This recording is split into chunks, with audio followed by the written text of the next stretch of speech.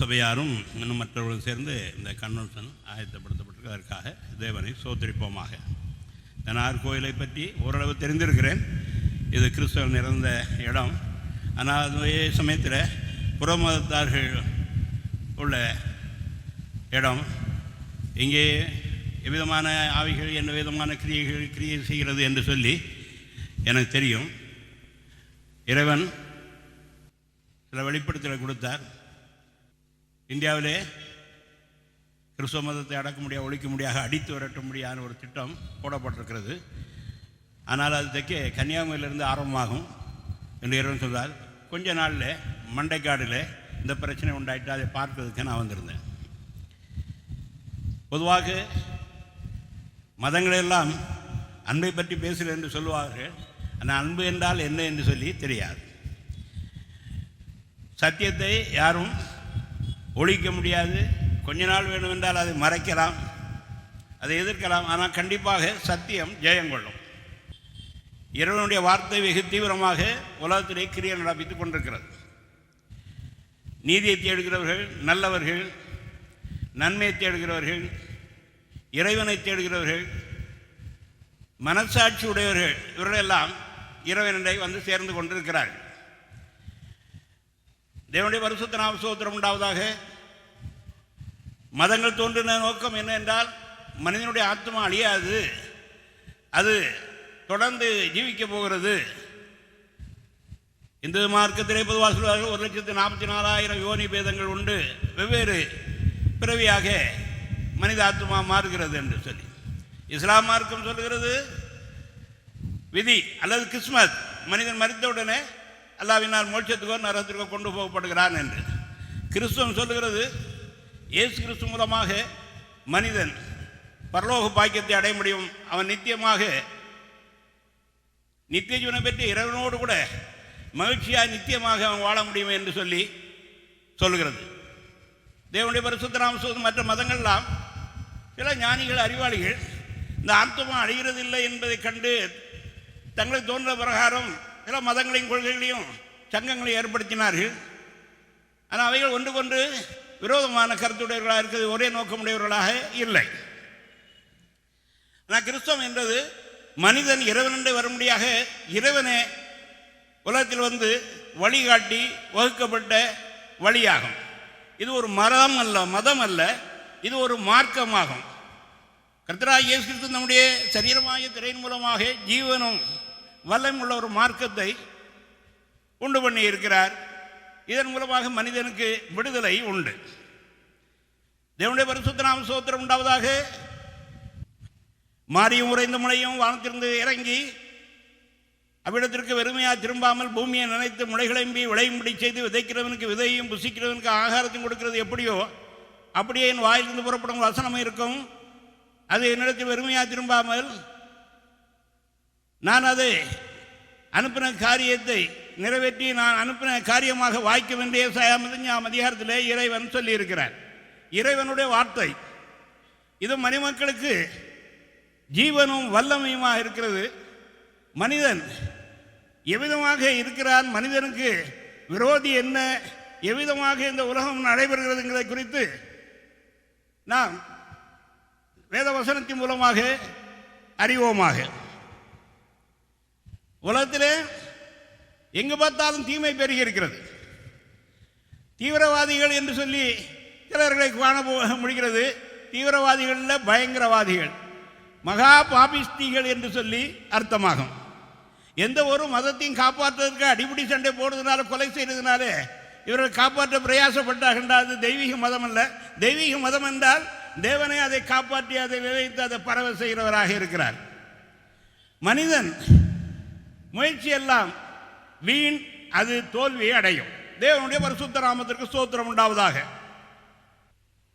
எல்லோரும் தன்னுடைய பரிசுத்த வேதாமத்தை திறந்து யாத்திராம் 9ஆம் அதிகாரம் 16வது வசனத்தை யாராவது ஒரு எடுத்தவர்கள் எழுந்து நின்று சத்தமாக வாசிக்கலாம். யாத்திராம் 9:16. என்னுடைய வல்லமையை உன்னிடத்தில் காண்பிக்கும்படியாகவும் என் நாமம் பூமி எங்கும் பிரஸ்தாபமாகும்படியாகவும் உன்னை நிலைநிறுத்தினேன்.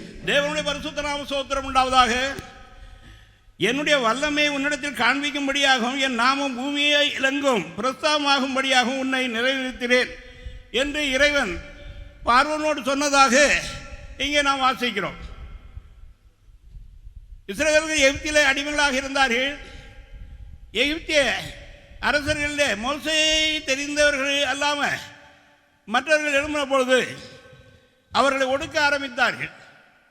இஸ்ரவேலர்கள் தேவனுடைய ஜனம். தேவன் இந்த உலகத்தை ரட்சிக்கிறதுக்காக ஒரு மனிதனை தெரிந்து கொண்டார். அவர் பெயர் ஆபிரகாம். அவருடைய சந்ததியிலே மேசியாவை அனுப்பி ரட்சகரை அனுப்பி உலகத்தை ரட்சிக்க முடியாத தேவன் திருவுளம் கொண்டார். உலகம் இறைவனால் சிருஷ்டிக்கப்பட்டிருக்கிறது. சிலர்கள் பரிணாம தத்துவத்தின்படி உலகம் உண்டாயிற்று என்றும் இயற்கை உண்டாயிற்று என்றும் சூரியனிலிருந்து விரிந்து போய் இது உண்டாயிற்று என்றும் பலவிதமாக சொல்லுகிறார்கள். ஆனால் வேதாகம் திட்டமாய் சொல்கிறது ஆதியிலே தேவன் வானத்தையும் சிருஷ்டித்தார் என்றும் 2வது வசனத்தில் உலகத்தை மறுபடியும் அவர் நிர்மாணித்தார் என்று சொல்லி எழுதப்பட்டிருக்கிறதற்காக நம் தேவனை ஸ்தோத்திரிப்போமாக. இந்த ஆதியாகமை குறித்து அநேக கிறிஸ்தவர்கள் கூட சந்தேகமாக இருக்கிறார்கள். அது வேதமாகவும் அது சரி. ஏனென்றால் வெளிச்சம் உண்டாக்குறது என்று தேவன் சொன்னார். அந்த சூரிய சந்திரன் நட்சத்திரன் அது 4வது நாள் தானே உண்டாயிட்டு என்று சொல்லி எடுக்கிறவர்கள் உண்டு. வெளிச்சம் இறைவனத்திலிருந்து புறப்படுகிறது.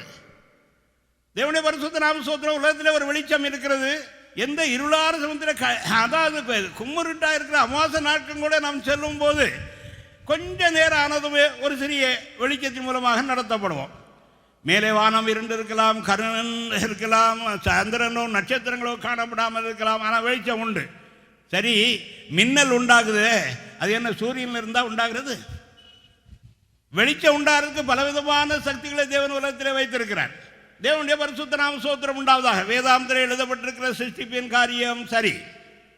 பரிணாம தத்துவத்திலே எதுவும் உண்டாகிறது இல்லை. ஆரம்பத்திலே ஆவேர் ஆடுகளை மேய்க்கிறவராயிருந்தார் என்றும் காயின் பயிரிடுவராயிருந்தார் என்றும் பார்க்கிறோம். உபாகம் 8ஆம் அதிகாரத்தில் பார்க்கவும், நான் உன் மாடுகளையும் ஆடுகளையும் வர்த்திக்க செய்வேன், உன் மிருக ஜீவன்களை வர்த்திக்க செய்வேன் என்று தேவன் சொல்லுகிறார். அதாவது தேவன் அதிலே சிருஷ்டிப்பை உண்டாக்கினா அதிலிருந்து பெருகி பெருகி பெருகி இந்த உலகத்திலே காணப்படுகிறது. முந்தின ஒரு உலகத்தை தேவன் அழித்தார், நோவா காலத்தில் அழிவு உண்டாயிற்று. ஆனால் எல்லா ஜீவனிலையும் பட்சி பறவைகளிலேயும் வித்தை காக்கும்படியாக பிழைக்குழு சேர்க்கப்பட்டது. நோவா குடும்பமும் சேர்க்கப்பட்டார்கள். பின்பு அவைகளிலிருந்து இந்த பூமியிலே இப்பொழுது நிரம்பி இருக்கிற மக்கள் உண்டாயிருக்கிறார்கள். தேவனுடைய பரிசுத்த நாம ஸ்தோத்திரம் உண்டாவதாக. தேவன் ஒரே மொத்தமாக இவ்விதமாக சிருஷ்டிக்க முடியும். அவர் ஒருவனை அல்லவா படைத்தார். ஏன் ஒருவனை படைத்தார்? ஆவி அவரிடத்தில் பரிபூர்ணமாக இருந்தது. பின்னே ஏன் ஒருவனை படைத்தார்? தேவபக்தி உள்ள சந்ததியை பிறப்பிக்கும்படியாக என்று சொல்லி நாம் பார்க்கிறோம். மல்கியா 2:15. தேவனுடைய பரிசுத்த நாம ஸ்தோத்திரம் உண்டாவதாக. ஆனால் உலகத்தில் தேவபக்தி இல்லாத பெருங்கூட்ட மக்கள் உலகத்தில் உண்டாயிருக்கிறார்கள். தேவனுடைய திட்டத்தை முறியடிக்க முடியாக, அதாவது தேவன் தன்னை காட்டிலும் மனிதனை அதிகமாக நேசினால் மனிதனை எப்படியாவது அழிக்க முடியாத ஒரு தீய சக்தி கிரீஸ் இருந்தது. ஆதியாகமத்தில் இருந்தே நாம் பார்க்கிறோம். ஆதியாகமம் 3ஆம் அதிகாரத்திலிருந்து அதனுடைய செயல்களை நாம் பார்க்கிறோம். இந்த நாளில் அதாவது நம்முடைய பொருள் என்ன என்றால் தீமையின் காரியம் என்ன என்பதாகும். தேவனுடைய பரிசுத்த நாம ஸ்தோத்திரம் உண்டாவதாக. நாம் எடுத்துக்கொண்ட வேத வாக்கியத்தில் பார்வோனை பற்றி சொல்வது, பார்வோனை ஆட்கொண்டு நடத்தி கொண்டிருந்த சாத்தான் குரமாய் அந்த வேத வாக்கியம் கூறப்பட்டது. தேவனுடைய பரிசுத்த நாம ஸ்தோத்திரம் உண்டாவதாக. என்னுடைய வல்லமை பூமியில் காண்பிக்க முடியாது, என்னுடைய நாமம் பூமியெங்கும் பிரஸ்தாபமாகும்படியாகவும் உன்னை வைத்திருக்கிறேன் என்று சொல்லி தேவன் சொன்னார். இதே வேத வாக்கியம் ரோமர்கள் நிருபம் 9ஆம் அதிகாரம் வசனம் 17 நாம் வாசிக்கிறோம். அங்கே இவ்விதமாக எழுதப்பட்டிருக்கிறதாக நாம் அறிகிறோம். வசனம், தேவனுடைய பரிசுத்த நாம ஸ்தோத்திரம் உண்டாவதாக. தீமையின் காரியம். சிலர் கடவுள் இல்லை என்று சொல்லுகிறார்கள், கடவுளை நம்புகிறது இல்லை. ஆனால் சாட்சி இருக்கிறது என்று சொல்லி நம்புகிறவர்கள் உண்டு. கடவுளை நம்பாதவர்கள் சாட்சி இருக்கிறது என்று சொல்லி நம்புகிறார்கள். சாட்சி இருக்கிறது என்றால் தேவன் இருக்கிறார் என்று திட்டமாக அறிகிறோம். இன்னொன்றும் சாட்சியும் இல்லை கடவுளும் இல்லை என்று சொல்லுகிற சில சிறிய கூட்டங்கள் உண்டு. அவர்கள் இதற்கு பதில் கொடுக்க முடியாது. உலகத்தில் நடக்கிற தீமையினுடைய, அக்கிரமங்களுடைய, அநியாயங்களுடைய, பலவிதமான துரோகங்களுடைய காரியம் என்ன, இது எப்படி என்று சொல்லி அவர்கள் பதில் கொடுக்க முடியுமா என்றால் பதில் கொடுக்க முடியாது. தேவனுடைய பரிசுத்த நாம ஸ்தோத்திரம் உண்டாவதாக. அதாவது இப்படி ஒருவர் சொன்னார். அவர் பேர் வில்லியம் பீட்டர் பிரேட்டி என்பவர். கடவுள் அதையெல்லாம் நம்புகிறது யோசிக்க வேண்டிய விஷயம். ஆனால் பிசாசு என்று வரும்போது இது வேறு விஷயம். பிசாசு தொடர்ந்து தன்னை விளம்பரப்படுத்தி கொண்டு இருக்கிறான் என்று சொல்லி சொன்னார். நீ உலகம் முழுவதும் பார்க்கிறோம், தீமை சக்தி கிரியை செய்கிறதை நாம் பார்க்கிறோம். எங்கு பார்த்தாலும் அதாவது பிசாசு மும்முரமாக தன்னுடைய வேலை செய்து கொண்டிருக்கிறான், உலகத்தில் நடந்து கொண்டிருக்கிறான், தன்னை விளம்பரப்படுத்தி கொண்டிருக்கிறார். தேவனுடைய பரிசுத்த நாம ஸ்தோத்திரம் உண்டாவதாக. மனிதனுக்கு ஒரு எதிரி இருக்கிறார், விழுந்து போன ஒரு தேவதூதராகவும் அவன் தன்னோடு கூட தேவதூதர்களை சேர்த்து கொண்டும் பொல்லாத மரித்து போன மனிதர்களை சேர்த்து கொண்டும் அவைகளெல்லாம் பொல்லாத ஆவிகள் என்று சொல்லி எழுதியிருக்கிறது. உலகத்திலே தீமையை நடப்பித்து எப்படியாவது மனிதனை அழிக்க வேண்டும் என்பது அவருடைய திட்டமாகும். ஒரு சில இடத்திலே மாத்திரம் பழைய ஏற்பாட்டிலே அந்த தீமையின் சக்தியை சாத்தானை குறித்து நாம் வாசிக்கிறோம். யோபின் புஸ்தகம் 1 அதிகாரம் 6வது வசனம், 2ஆம் அதிகாரம் 1 வசனம், ஏசாயின் புஸ்தகம் 14ஆம் அதிகாரம் 12, 13, 1 நாளாகம 21:1. யோபு 6 தேவபுத்தர் ஒரு நாள் தேவ சன்னிதானத்தில் இருக்கும் பொழுது சாத்தான் அவர்களிடத்தில் வந்து நின்றான் என்பதாகும். 2ஆம் அதிகாரம் 1 மறுபடியும் எழுதியிருக்கிறது. ஒரு நாள் தேவபுத்தர் தேவ சன்னிதானத்தில் இருக்கும் போது சாத்தான் அவர்களிடத்தில் நின்றான் என்பது. ஏசாயா 14, 12, 13 விடிவெளியே அதிகாலை மகனா விடுவெளியே, நீ வானத்திலிருந்து விழுந்தாயே, நான் தேவனுடைய சிங்காசனத்துக்கு ஏறுவேன், உன்னதமானவருக்கு ஏறுவேன், அவர் மேலே அவருக்கு மேலாக என் சிங்காசனத்தை வைப்பேன், நான் தேவனாக இருப்பேன் என்று சொல்லி நீ சொன்னாயே, ஆனபடினால் அங்கிருந்து அகாபாத்தில் கீழே விழத்தள்ளப்பட்டாயே என்று சொல்லி எழுதப்பட்டிருக்கிறது. எசேக்கியேல் புத்தகம் 22ஆம் அதிகாரத்திலையும் அதை பற்றி. ஆனால் பழைய ஏற்பாட்டிலே அதிகமாக அவனை பற்றி நாம் வாசிக்கிறதில்லை. அதிகாரம் 3ஆம் அதிகாரத்தில் முதலாவது வாசிக்கிறோம். ஒரு சர்ப்பத்தின் மூலமாக மனிதனோடு கூட அவன் பேசினான் என்பதாகும். பிசாசு என்று சொல்லப்படுவன் ஒரு ஆவியின் பிறவியாகும். அப்போஸ்தலனாகிய பவுல் சொல்லும் பொழுது பிசாசின் தந்திரங்களோடு எதிர்த்து நிற்க சொல்லுகிறார். எபேசியர் 6ஆம் அதிகாரம் வசனம் 11 முதல் அது எழுதியிருக்கிறது. தேவனுடைய பரிசுத்த நாம ஸ்தோத்திரம் உண்டாவதாக. தீமை செய்கிறவர்களை பற்றி அவனுக்கு கவலை இல்லை. ஆனால் ஒரு மனிதன் மனம் திரும்பி நல்வழியில் வருகிறான் என்றால் உடனே அவன் தன்னுடைய வேலையை ஆரம்பித்து விடுவான். எதிர்ப்பு கிளம்பி விடும். அது குடும்பத்திலிருந்து இருக்கலாம், மனைவியினால் உண்டாகலாம், மிருகனால் உண்டாகலாம், ஜாதி ஜனங்களினால் உண்டாகலாம். ஒருவன் சாராய கடைக்கு போகிறான், ஒருவன் சினிமா பார்க்க போகிறான், வேசி விடுவான், யாரும் தடுப்பார் இல்லை. ஆனால் போய் அந்த சபைக்காக போயிட்ட வேற எங்கேயாவது போகக்கூடாது, நரகத்துக்காக போகக்கூடாதுங்கிற அர்த்தத்தில் உடனே தடை செய்ய அவன் ஆரம்பித்து விடுவான். இது நீங்கள் அனுபவத்தில் பார்க்கலாம். உலக சரித்திரத்திலையும் பல காரியங்களை நாம் அறியலாம். தேவனுடைய பரிசுத்த நாம ஸ்தோத்திரம் உண்டாவதாக. அதாவது தீமை செய்கிறவர்களை பற்றி, பாவம் செய்வதை பற்றி கவலை இல்லை. அவர்கள் அவனுடைய பிடியில் இருக்கிறார்கள், அவருடைய அடிமைகள். ஆனால் அதை விட்டு வெளியே போய் அவர்கள் முக்தியடைய போகிறார்களா, உடனே அவன் தன்னுடைய வேலையை ஆரம்பித்து விடுவான். தேவனுடைய பரிசுத்த நாம ஸ்தோத்திரம் உண்டாவதாக. ஆனபடினாலே அப்போஸ்தலனாகிய பவுல் இருக்க பிசாசின் தந்திரங்களோடு எதிர்த்து நிற்க என்று சொல்லி எபேசியர் 6:11 சொல்லுகிறார். தேவனுடைய பரிசுத்த நாம பிசாசு மிகவும் தந்திரமானவன். அவன் என்ன செய்தான் என்று சொல்லி என்ன செய்து கொண்டிருக்கிறான் என்றும் அநேகர் அறியாமல் இருக்கிறார்கள். தேவனுடைய பரிசுத்த நாம ஸ்தோத்திரம் உண்டாவதாக. அவர்கள் பொல்லாத ஆவிகள் என்று சொல்லி எழுதப்பட்டிருக்கிறது. வாசிக்கலாம். எபேசியர் நிருபம் 6ஆம் அதிகாரம் 11, 12வது வசனத்தை யாராவது வாசிக்கலாம். ஒரு சில வசனங்களை வாசிங்க, மற்ற நானே பேசிட்டு போகிறேன். ஆனாலும் ஒரு சில வசனங்கள் வாசிக்கப்பட வேண்டும், கர்த்தருடைய வசனம் வாசிக்கப்பட வேண்டும் என்பதாகும். நீங்கள் பிசாசின் தந்திரங்களோடு எய்த்து நிற்க திராணி உள்ளாகும்படி தேவனுடைய சர்வாத வர்க்கத்தை ஒரு ஆள் வாசிங்க. தேவனுடைய பரிசுத்த நாம ஸ்தோத்திரம் உண்டாவதாக. பிசாசின் தந்திரங்களோடு நீங்கள் எதிர்த்து நிற்க திராணி உள்ளவர்களாகும்படி வாசிங்க. தேவனுடைய சர்வாயுத வர்க்கத்தையும் தரித்துக் கொள்ளுங்கள். ஏனெனில் மாம்சத்தோடு இரத்தத்தோடும் அல்ல, துரைத்தனங்களோடும் அதிகாரங்களோடும் பிரபஞ்சத்தின் அந்தகார லோகாவியோடும் ஆனமண்டங்களோட பொல்லாத ஆவிகளின் சேனைகளோடும் நமக்கு போராட்டம் உண்டு.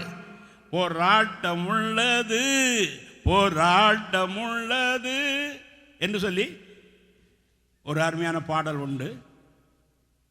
விசுவாசிகளே விசுவாசிகளே என்று சொல்லி அந்த பாடல் ஆரம்பமாகும். தேவனுடைய பரிசுத்த நாம ஸ்தோத்திரம் உண்டாவதாக. ஏனெனில் மாம்சத்தோடு ரத்தம் உண்டாவதாக. மாம்ச பிரகவான மனிதர்களோடு கூட அல்ல, அல்லது நம்முடைய மாம்ச ரத்தத்தோடு கூட அல்ல போராட்டம், துரைத்தனங்களோடும், அதாவது ஆளுகை செய்கின்றன அதிகாரங்களோடும். இன்றைக்கு உலகத்திலே அதிகாரங்க ஆட்சி பீடங்களை ஆளுகிறது அவன்தான். அவனுடைய ஆட்கள் மூலமாக அவன் ஆட்சி செய்கிறான். பெரும் பகுதியான நாட்டிலே ஆட்சியாளர்கள் கொடுமையானவர்களாகவும் கொடுமையான சட்டத்தை ஏற்றவர்களாகவும் மக்களை ஒடுக்கிறவர்களாயும் ஏமாற்றர்களாயும் லஞ்ச பேர்வழிகளாயும் பலவிதமாயும் இருக்க காரணம் என்ன என்றால் அவர்கள் எல்லாம் அவர்களில் பூந்திருக்கிற அசுத்தாவிகளாகும். தேவனுடைய பரிசுத்த நாம ஸ்தோத்திரம் உண்டாவதாக. இப்பிரபஞ்சத்தில் உள்ள அந்தகார லோகாதிபதிகளோடு என்று எழுதியிருக்கு பாருங்க. அந்தகார லோகாதிபதிகளால் தவறான ஆளுநர்களை குறிப்பிடுகிறது. இவைகளுக்கு விரோதமாக அவசியப்பட்டால் நாம் ஜெபித்து அவர்களை கீழே விழ தள்ள வேண்டும், அரசாட்சியை கவுக்க வேண்டும். தேவனுடைய பரிசுத்த நாம ஸ்தோத்திரம். நம்முடைய ஆயுதம் மிகவும் தெளிவாக இருக்கிறது. அது சர்வாயுத வர்க்கம் என்றும் ஜெபத்தின் மூலமாக கடைசியிலே யுத்தம் நடவிக்க வேண்டும் என்று சொல்லி எழுதப்பட்டிருக்கிறதற்காக நாம் தேவனை ஸ்தோத்திரிப்போமாக. தேவனுடைய அதாவது சித்தத்துக்கு உரமாய் மனிதனுக்கு உரமாய் அவைகள் கிரியை செய்கின்றன. ஆகையால் நீங்கள் தீங்கு நாளிலே அவைகளை எதிர்த்து நிற்கவும் என்று எழுதியிருக்கிறது. தேவனுடைய பரிசுத்த நாம ஸ்தோத்திரம் உண்டாவதாக. உலகத்திலே மனிதனுக்கு பலவிதமான எதிரிகள் இருக்கிறார்கள். சாட்சி இருக்கிறான், அதை நீங்கள் அநேகர் நம்புவீர்கள். கிறிஸ்தவர்களை அநேகர் நம்புவார்கள், சிலர் நம்ப மாட்டார்கள். நாஸ்திகவாதிகள் நம்புகிறதில்லை.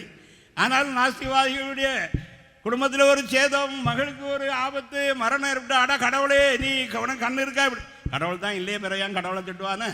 அதாவது அவர்கள் கண்ணுக்கு காணப்படவில்லை, தொட்டு பார்க்கறதுக்கு இல்லை, பார்க்கறதுக்கு கிடைக்கவில்லைங்கிறதுக்காக கடவுள் இல்லை என்று சொல்றாங்க. வெறும் அது தத்துவம் தான். உண்மையிலே கடவுள் உண்டு என்று அவர்களுக்கு தெரியும். அதாவது விளக்கம் உண்டா? கடவுள் இருந்தால் இப்படி ஏற்றத்தாழ்வு உண்டா? ஒருவன் பால்லே பிறந்து பால்லே வாழ்கிறான், இன்னொருவன் பருப்பு தண்ணியோடு குடிக்காத இப்படி ஏழைகளை இருக்கிறான். உலகத்திலே பலர்கள் ஊனமானவர்களாக பிறக்கிறார்கள். இந்த அநியாயங்கள் அக்கிரமங்கள் நடக்கிறது. பலவிதமான காரணங்களை சொல்லி கடவுள் இருந்தால் அதை ஏன் தடுக்கலை அப்படிங்கிறது இவங்களுடைய கடவுள், இவங்களுடைய கூற்று. மனிதன் பார்க்க முடியாத அநேக சக்தி இருக்கிறது. காற்று இருக்கிறது, மின்சாரம் இருக்குது,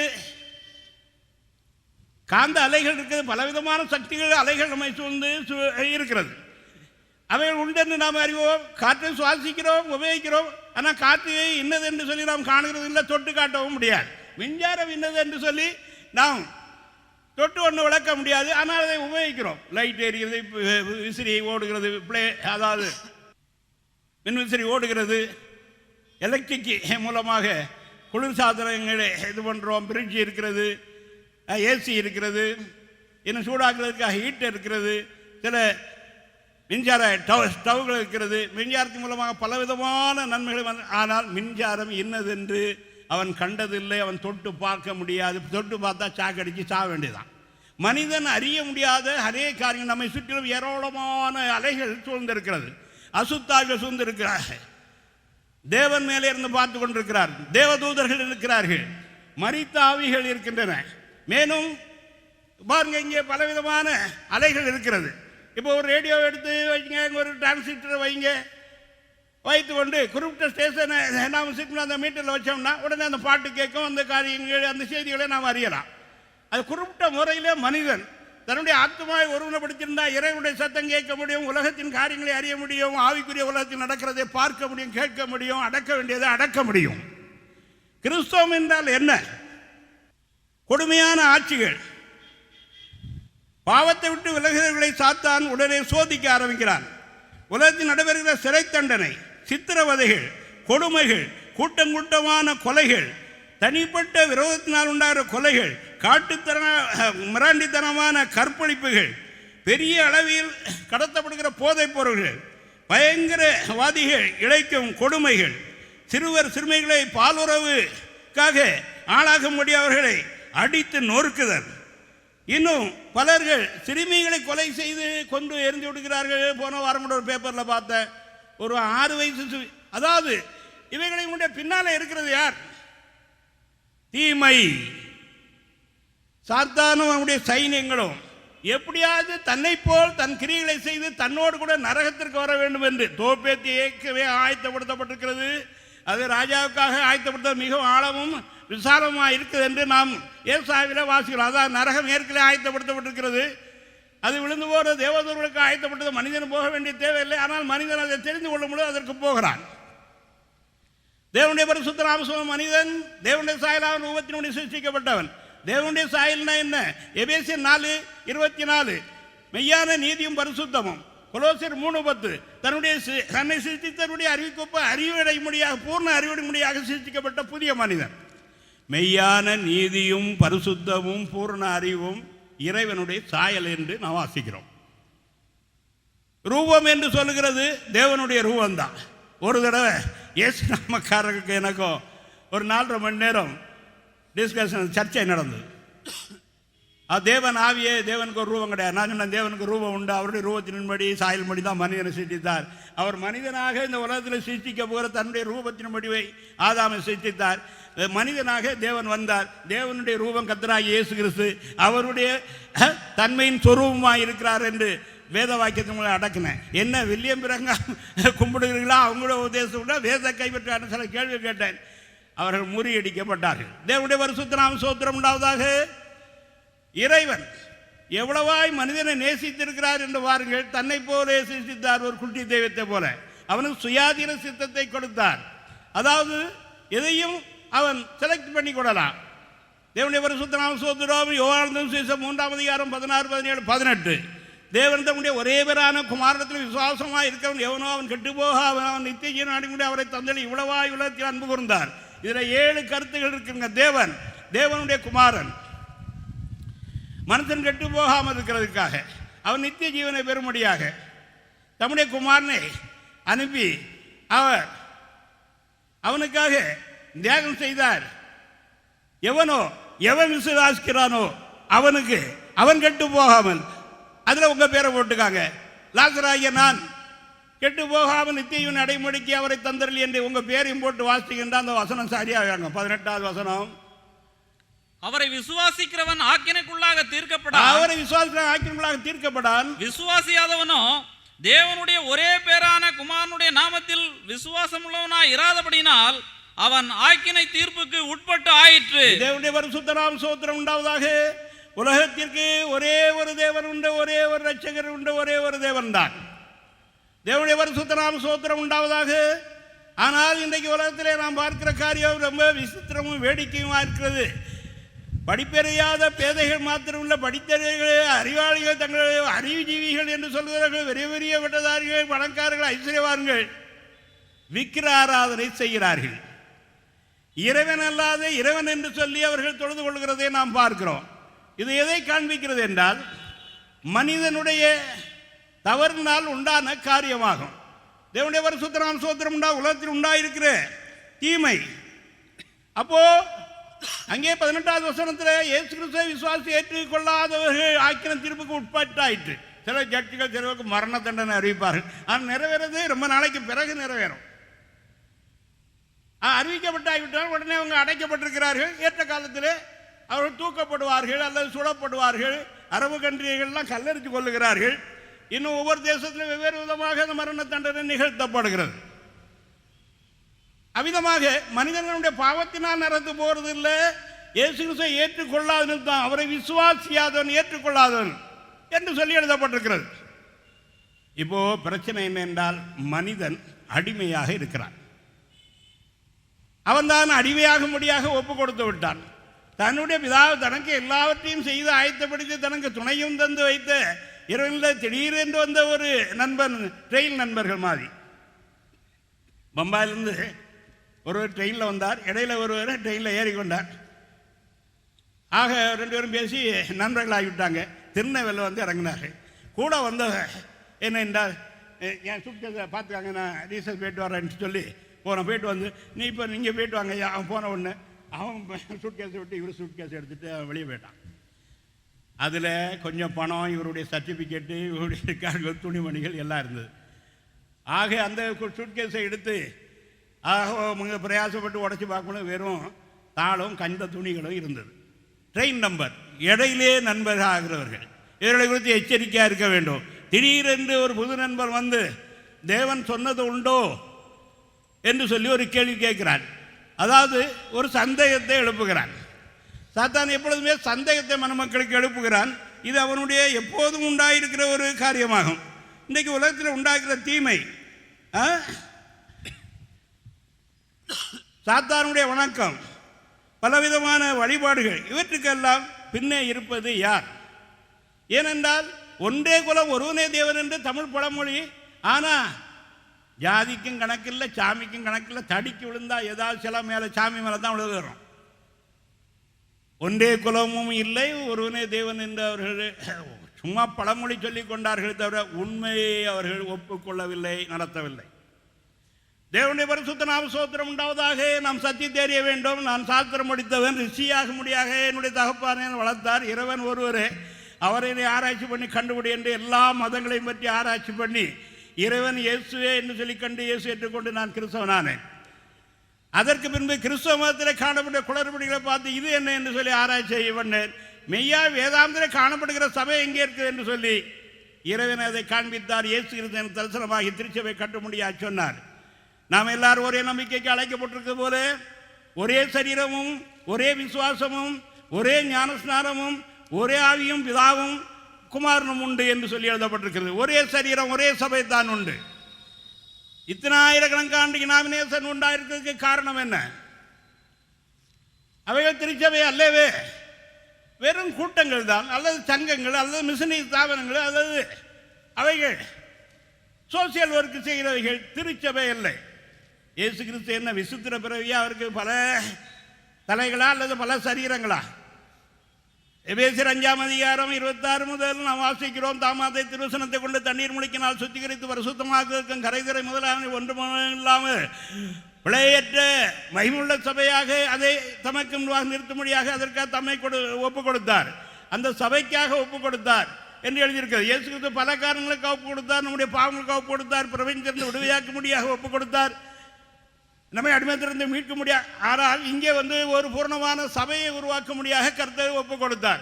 எப்படியும் இருக்கலாம், எப்படி நடந்துக்கலாம், உபதேசம் வேண்டாம், ஐயேச விசுவாசித்தா போறோம், ஜாமண்டா மோட்சத்து போவோம் என்று அநேக கிறிஸ்தவர்கள் நம்பியிருக்கார். தீமையின் காரியம் என்ன? பாவம், தீமை, உலகத்தில் நடக்கிற அக்கிரமங்கள். அடுத்தபடியாக மனுமக்கள் எப்படியாவது வீழ்ச்சியடைய வேண்டும், மனிதனை ஏமாற்ற வேண்டும் என்று சொல்லி சாத்தான் திட்டமிட்டு செயல்படுகிறார்.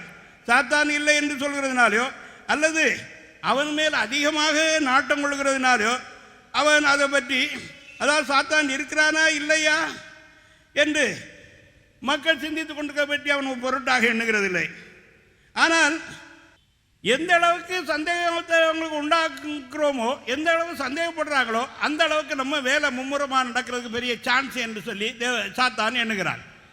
அதாவது சாத்தான் ஒரு ஆவியினுடைய பிறவியாகவும் அவசியப்பட்டால் ரூபமும் எடுக்கக்கூடும். ஆனால் அவன் தீமையின் அதிபதியாக இருக்கான். உலகத்தில் நடக்கிற சகல தீமையின் பின்னாலும் சாத்தான் இருக்கிறான். சகல நன்மையின் பிரகாரம் பின்னாலும் தேவன் இருக்கிறார். தேவரின் நல்லவரும் நன்மை செய்கிறவருமாக இருக்கிறேன் என்று சங்கீதம் 119 வாசிக்கிற பிரகாரம் இறைவன் நல்லவரும் நன்மை செய்கிறவராக இருக்கிறார். தம்முடைய வல்லமை நன்மைக்காக உபயோகிப்பாரதே, மற்றபடி அல்ல. மற்ற சாத்தானுடைய செய்கள் தன்னுடைய வல்லமை தீமைக்காக, யாரையாவது கொலை செய்வதற்காக அல்லது பெரிய பிரபண்டா பண்ணி தங்களை பெரியவர் என்று காட்டுவதற்காக, பெருமைக்காக அவன் வேலை செய்கிறவனாக இருக்கிறான். மக்களை அவன் வஞ்சிக்க முடியாக என்ன செய்கிறான் என்று பாருங்க. முதலாவது சந்தேகத்தை அவன் எழுப்புகிறான். எப்படி என்றால் நான் வாசிக்கிற பிரகாரம் அவனுடைய முக்கியமான கேள்விதான், தேவன் சொன்னது உண்டோ? ரெண்டாவது அவன் சொல்லுகிறான், தேவன் சொன்னது பொய், நீங்கள் சாவதே சாவதில்லை. மூணாவது அவன் பொய் சொல்லுகிறான், எனக்கு அவன் கண்கள் திறக்கப்பட்டு தெய்வத்தை போல ஆய்விடுவீர்கள். அடுத்தபடியாக அவன் ஊதுறது என்றால், முதலாவது சாத்தான செவி கொடுக்க ஆரம்பித்து விட்டு அவன் காது வழியாக உள்ளே நுழைந்து விடுவான். ஏவாளுடைய பெரிய தவறு, புது நன்மை யார் இவை, எங்கே, இவனுக்கு நமக்கு என்ன சம்பவம் தான் அவன் சொல்றதை ஏன் கேட்கணும்? அவன் அப்படி சொன்ன உடனே இவனுக்கு சோதனை உண்டாயிட்டு அந்த விருட்சத்தின் கனி பாருங்க. உலகத்திலே 20 லட்சம் பூக்கள் கண்டுபிடிக்கப்பட்டிருக்கிறது. 20,000 வெவ்வேறு மரங்கள் இருக்கின்றன. இறைவன் எவ்வளவோ அவர்களுக்கு சிலாக்கியம் கொடுத்திருந்தார். எல்லா மரத்தினுடைய கனி, இலைகள், அதாவது அவருடைய கிழங்குகள், மற்றவைகளை எல்லாம் அவன் புசிக்கலாம் என்று பாருங்க. ஒரே ஒரு தடை கொடுத்திருந்தார். இதுக்கு மனிதன் கீழ்ப்படுகிறானா இல்லையா என்று சொல்லி தேவன் பார்த்தார். பாருங்க, ஒருவேளை அந்த மரம் விஷமரமா இருக்கலாம், உங்களுக்கு தெரியாது. சில செடிகள் இருக்கிறது அமெரிக்காவில், மனிதன் பக்கத்தில் போனால் இழுத்து அவனை சாப்பிடக்கூடிய செடிகள் இருக்கிறது. சில மரங்கள் இருக்கிறது, அந்த மரத்தில் இருந்து விஷத்தன்மை உள்ள வாயுகள் வெளியேறும். சில மரங்கள் மனிதனோடு கூட ஒட்டிக்கொள்ளும். சில மரங்கள் தொட்டுட்டு நாட்டில் வச்சாலும் சரி விசையேறி மனிதனுக்கு தீமை உண்டாகும். அப்போ அதில் உள்ள எதுவுமே பிசிக்கவே முடியாது, பிசிக்கக்கூடாது. எல்லாத்தையும் புசிக்கலாம் என்று சொல்லி இல்லை. தேவனுடைய பரிசுத்த நாம அதில் ஏதோ ஒரு காரியம் இருக்கிறது. இன்றைக்கும் சாத்தான் என்ன செய்யறானா, எவ்வளவோ சிலாக்கியம் எவ்வளவோ பாக்கியத்தை தேவன் இருக்கிறார். மனிதன் சந்தோஷமாக இருக்கிறதற்காக எவ்வளோ ஏற்பாடு. உலகத்தை சிருஷ்டித்தார், சகலத்தையும் சிருஷ்டித்தார். எல்லா நன்மையும் மனிதனுக்கு வேண்டிய எல்லாவற்றையும் வானத்திலும் பூமியிலும் சமுத்திரத்திலையும் ஆயத்தப்படுத்தினார். மனிதன் செல்வந்தனாகும். பின்பு மனிதனை சிருஷ்டித்து இவைகளை ஆண்டு கொள்ளுங்கள், அனுபவிங்கள் என்று ஆளுகை கொடுத்தார், அதிகாரமும் கொடுத்தார், ஆசீர்வதித்தார். பலிகை பெருகி பூமியை நிரப்பி அதை கையாண்டு கொள்ளுங்கள் என்று சொல்லி. அப்படி என்றால் இன்னும் பூமியிலே உள்ள செல்வங்களே மனிதன் பூராவாக கண்டுபிடித்ததில்லை. இன்னமும் காடு மலைகளில் இருக்க அநேக விசேஷ மூலிகைகள் மனிதனால் கண்டுபிடிக்க முடியவில்லை. இன்னும் அநேக இடங்களில் மனிதனுடைய கால் படவில்லை. ஒளியுள்ள பர்வதங்கள் போல் என்று இருக்க பிரகாரம் ஒளியுள்ள ஒரு மலை தென் அமெரிக்காவில் இருக்கிறது, முழுவதும் வைரங்களாக இருக்குது. அங்கே ஒரு விதமான பறவை, அது பாதுகாவல் இருக்கு. அதனுடைய உடலெல்லாம் சிங்கம் போல் பறவை. அதாவது அங்கே ஒற்றை கண்ணுள்ள மனிதர்கள் இருக்கிறார்கள். அதை ரிசர்ச் பண்ணுறவர்கள் ஃபோட்டோ எடுத்து அதை கீழே இறங்க முடியாது, அமிதமான ஆபத்திற்கு அந்த ஒற்றை கண்ணு உள்ளவர்கள் அதான் ஈட்டி வைத்து அந்த பறவைகளை குத்தி விட்டு இந்த ரத்தனங்களை எடுத்து கழுத்தில் இடுப்பில் அவர்களுக்கு உடை கிடையாது, அவைகளை அணிந்து கொண்டு அவர்கள் போகிறார்கள். இப்படி ஒரு படம் எனக்கு கொண்டு வந்து காட்டினார்கள். இன்னும் மனிதன் போகாத இடங்கள் இருக்கிறது, தெரியாத காரியங்கள் இருக்கிறது. பொதுவாக நரகம் என்று சொல்றதே பூமியின் அடியிலே தான் இருக்கிறது. ரஷ்யாவில் ஒரு தடவை, அதாவது பூமிக்கு உள்ள என்னதான் இருக்குன்னு பார்த்து என்று பெரிய போரிங்க அரசாங்கம் கொஞ்சம் தூரம் போனதும் எண்ணெய் மல்ல விதமான பொருள் வந்து அதுக்கு புகை வர ஆரம்பித்தது. புகை வருகிறது என்று சொல்லி உடனே அவர்கள் காது கொடுத்து கேட்கும் பொழுது ஐயோ அம்மா அப்பான்னு ஒரே சத்தம். உடனே மூட சொல்லிட்டு இந்த செய்தியை வெளியிடக்கூடாது என்று சொல்லி இன்ஜினியர்கள் தடை சட்டம் கம்யூனிஸ்ட் அரசாங்கம் இருக்கும்போது போட்டார்கள். ஆனால் அதில் உள்ள ஒரு இன்ஜினியர் துருக்கியில் போய் அதை வெளியிட்டு விட்டார். அந்த பேப்பர் என்கிட்ட இருக்கு. ஹல்லேலூயா. அப்படினால் தேவனுடைய வசனத்தில் எழுதப்பட்டிருக்கிறதெல்லாம் உண்மையும் சரியா இருக்கும். ஏற்ற காலத்தில் மனிதன் அதை அறிய வருவான். அவனுடைய முக்கிய இது என்ன என்றால், முதலாவது சந்தேகத்தை உண்டாக்குறது. இயேசு கிறிஸ்துவை சோதிக்கும் பொழுது அப்படிதான் சொன்னார், நீர் தேவனுடைய குமாரனே ஆனால். அதாவது முதலாவது சந்தேகத்தை உண்டாக்குறது. ரெண்டாவது, அவர் தம்முடைய தேவைக்கு அற்புதம் செய்ய முடியாது சொன்னது அவர் மறுத்து விட்டார். மனிதன் அப்பத்தினால் மாத்திரமல்ல தேவனுடைய வாயிலிருந்து புறப்படுகிற ஒவ்வொரு வார்த்தையினால் பிழைப்பான் என்று எழுதியிருக்கிறது என்றார். முதல் அவன் கிளப்பினது என்றால் நீர் தேவனுடைய குமாரனே ஆனால் என்று சொல்லி ஆரம்பித்தான். எப்போதும் அவனுடைய முறை அப்படித்தான் இருக்கிறது. தேவனுடைய பரிசுத்த நாம ஸ்தோத்திரம் உண்டாவதாக. அதாவது மனிதனுடைய அகக்கண்களை எந்த அளவுக்கு குருடாக்க முடியுமோ அந்த அளவுக்கு அவன் குருடானால் அவனுடைய வேலை முன்னேறும் என்று சாத்தான் அறிந்திருக்கிறார். ஆனப்படினால் சாத்தானுடைய வழிபாட்டுக்கு தேவன் தடை போட்டிருக்கார். உபாகமம் 12:10, லேவியாரம் 19:20, கலாத்தியர் 5:19, வெளிப்படுத்தல் 21:18, 22:15, அப்போஸ்தலர் 19:19. பில்லி சுனியமோ ஜோசியமோ நாள் பார்க்கிற குறி சொல்கிறவரும் மத்தியில் இருக்கக்கூடாது. அவளை பார்க்காதிருப்பாயாக, அவையிலே ஈடுபடாதிருப்பாயாக. அப்படிப்பட்டவர்கள் உன்னுக்குள்ளே இருக்கக்கூடாது என்று தேவன் தடை சட்டப்பட. இந்த கிறிஸ்தவர்களை அநேகர் இருக்கிறார்கள். பில்லி சூனியம் வைக்கிறதும் பில்லி சூனியம் பார்க்கிறதும் வடக்கு தெற்கு சூலம் பார்க்கிறதும் நாள் பார்க்கிறதும் ஜோசியம் பார்க்கிறதும் குறி கேட்கிறதும் அவசியப்பட்டால் யார் மாரியும் போய் செய்வினை வைக்கிறதுக்கும் மான காரியங்களை செய்கிறார். விதமாக கெட்டுப்போன இஸ்ரவேலர் போல கெட்டுப்போன கிறிஸ்தவர்கள் இதை செய்கிறார்கள். ஒருபோதும் தேவனுடைய பிள்ளைகள் அப்படி செய்யக்கூடாது. சாத்தானுடைய வழிபாடு அவன் சம்பந்தப்படுகிறவில்லை, சம்பந்தப்படக்கூடாது. அவனுடைய செய்தியை பற்றி அறிந்து கொள்ள முடியாகவும் அதிகமாக பிரயாசப்பட வேண்டாம். ஏனென்றால் அவன் உலக சிருஷ்டிப்பிலே ஒரு சிறிய பங்கு தான். எப்படி பெரிய சமுத்திரக்கு பசிபிக் சமுத்திரம், அட்லாண்டிக் சமுத்திரம் எல்லாம் இருக்குது. அவைகளில் ஒரு சுப்பி அளவு நாம் தண்ணீர் எடுத்தோம்னா அவ்வளோதான். அவன் ஒரு பெரிய ஆளும் கிடையாது. அவனை பற்றி கவலைப்படவும் அவனை பற்றி பயப்படக்கூடாது. அவன் சம்பந்தப்பட்ட புஸ்தகங்கள் இருந்தால் எரித்து விடுங்கள். அப்போஸ்தலர் நடவடிக்கைகள் 19:19 வாசிக்கலாம். அப்போஸ்தலர் நடவடிக்கைகள் 19:19. மாயவித்தக்காரராய் இருந்தவர்களில் அநேகர் தங்கள் புஸ்தகங்களை கொண்டு வந்து எல்லாருக்கும் முன்பாக சுட்டெரித்தார்கள்.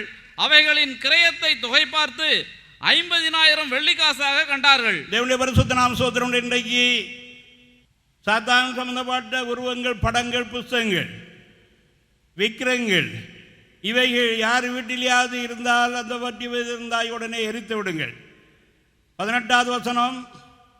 விசுவாசித்தவர்கள் எல்லாரும் வந்து வாசிக்கலாம். விசுவாசித்தவர்களில் அநேகர் வந்து தங்கள் செய்கைகளை வெளிப்படுத்தி அறிக்கையிட்டார்கள். தேவனுடைய பரிசுத்த நாம ஸ்தோத்திரம். மனிதன் ரட்சிக்கப்படுவதற்காக அவன் என்ன செய்ய வேண்டும் என்று வேதத்திலே சொல்லி இருக்கிறது.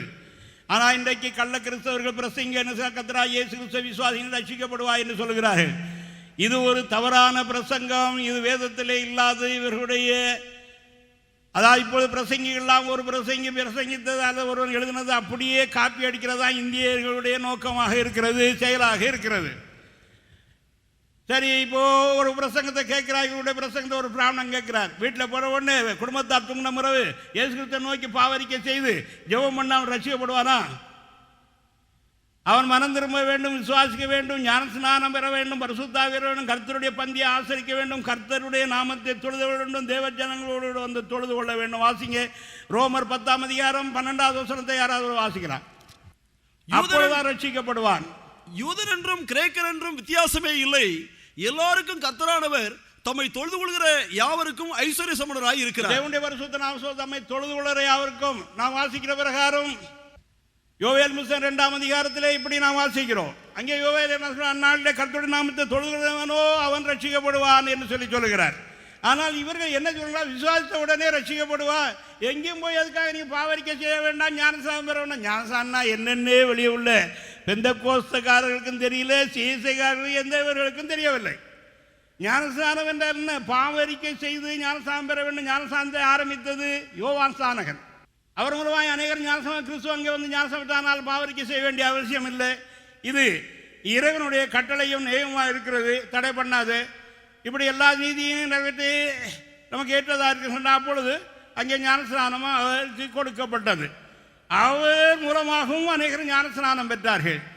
அவர் நடத்தவில்லை, சீசர்கள் மூலமாக நடத்தினார்.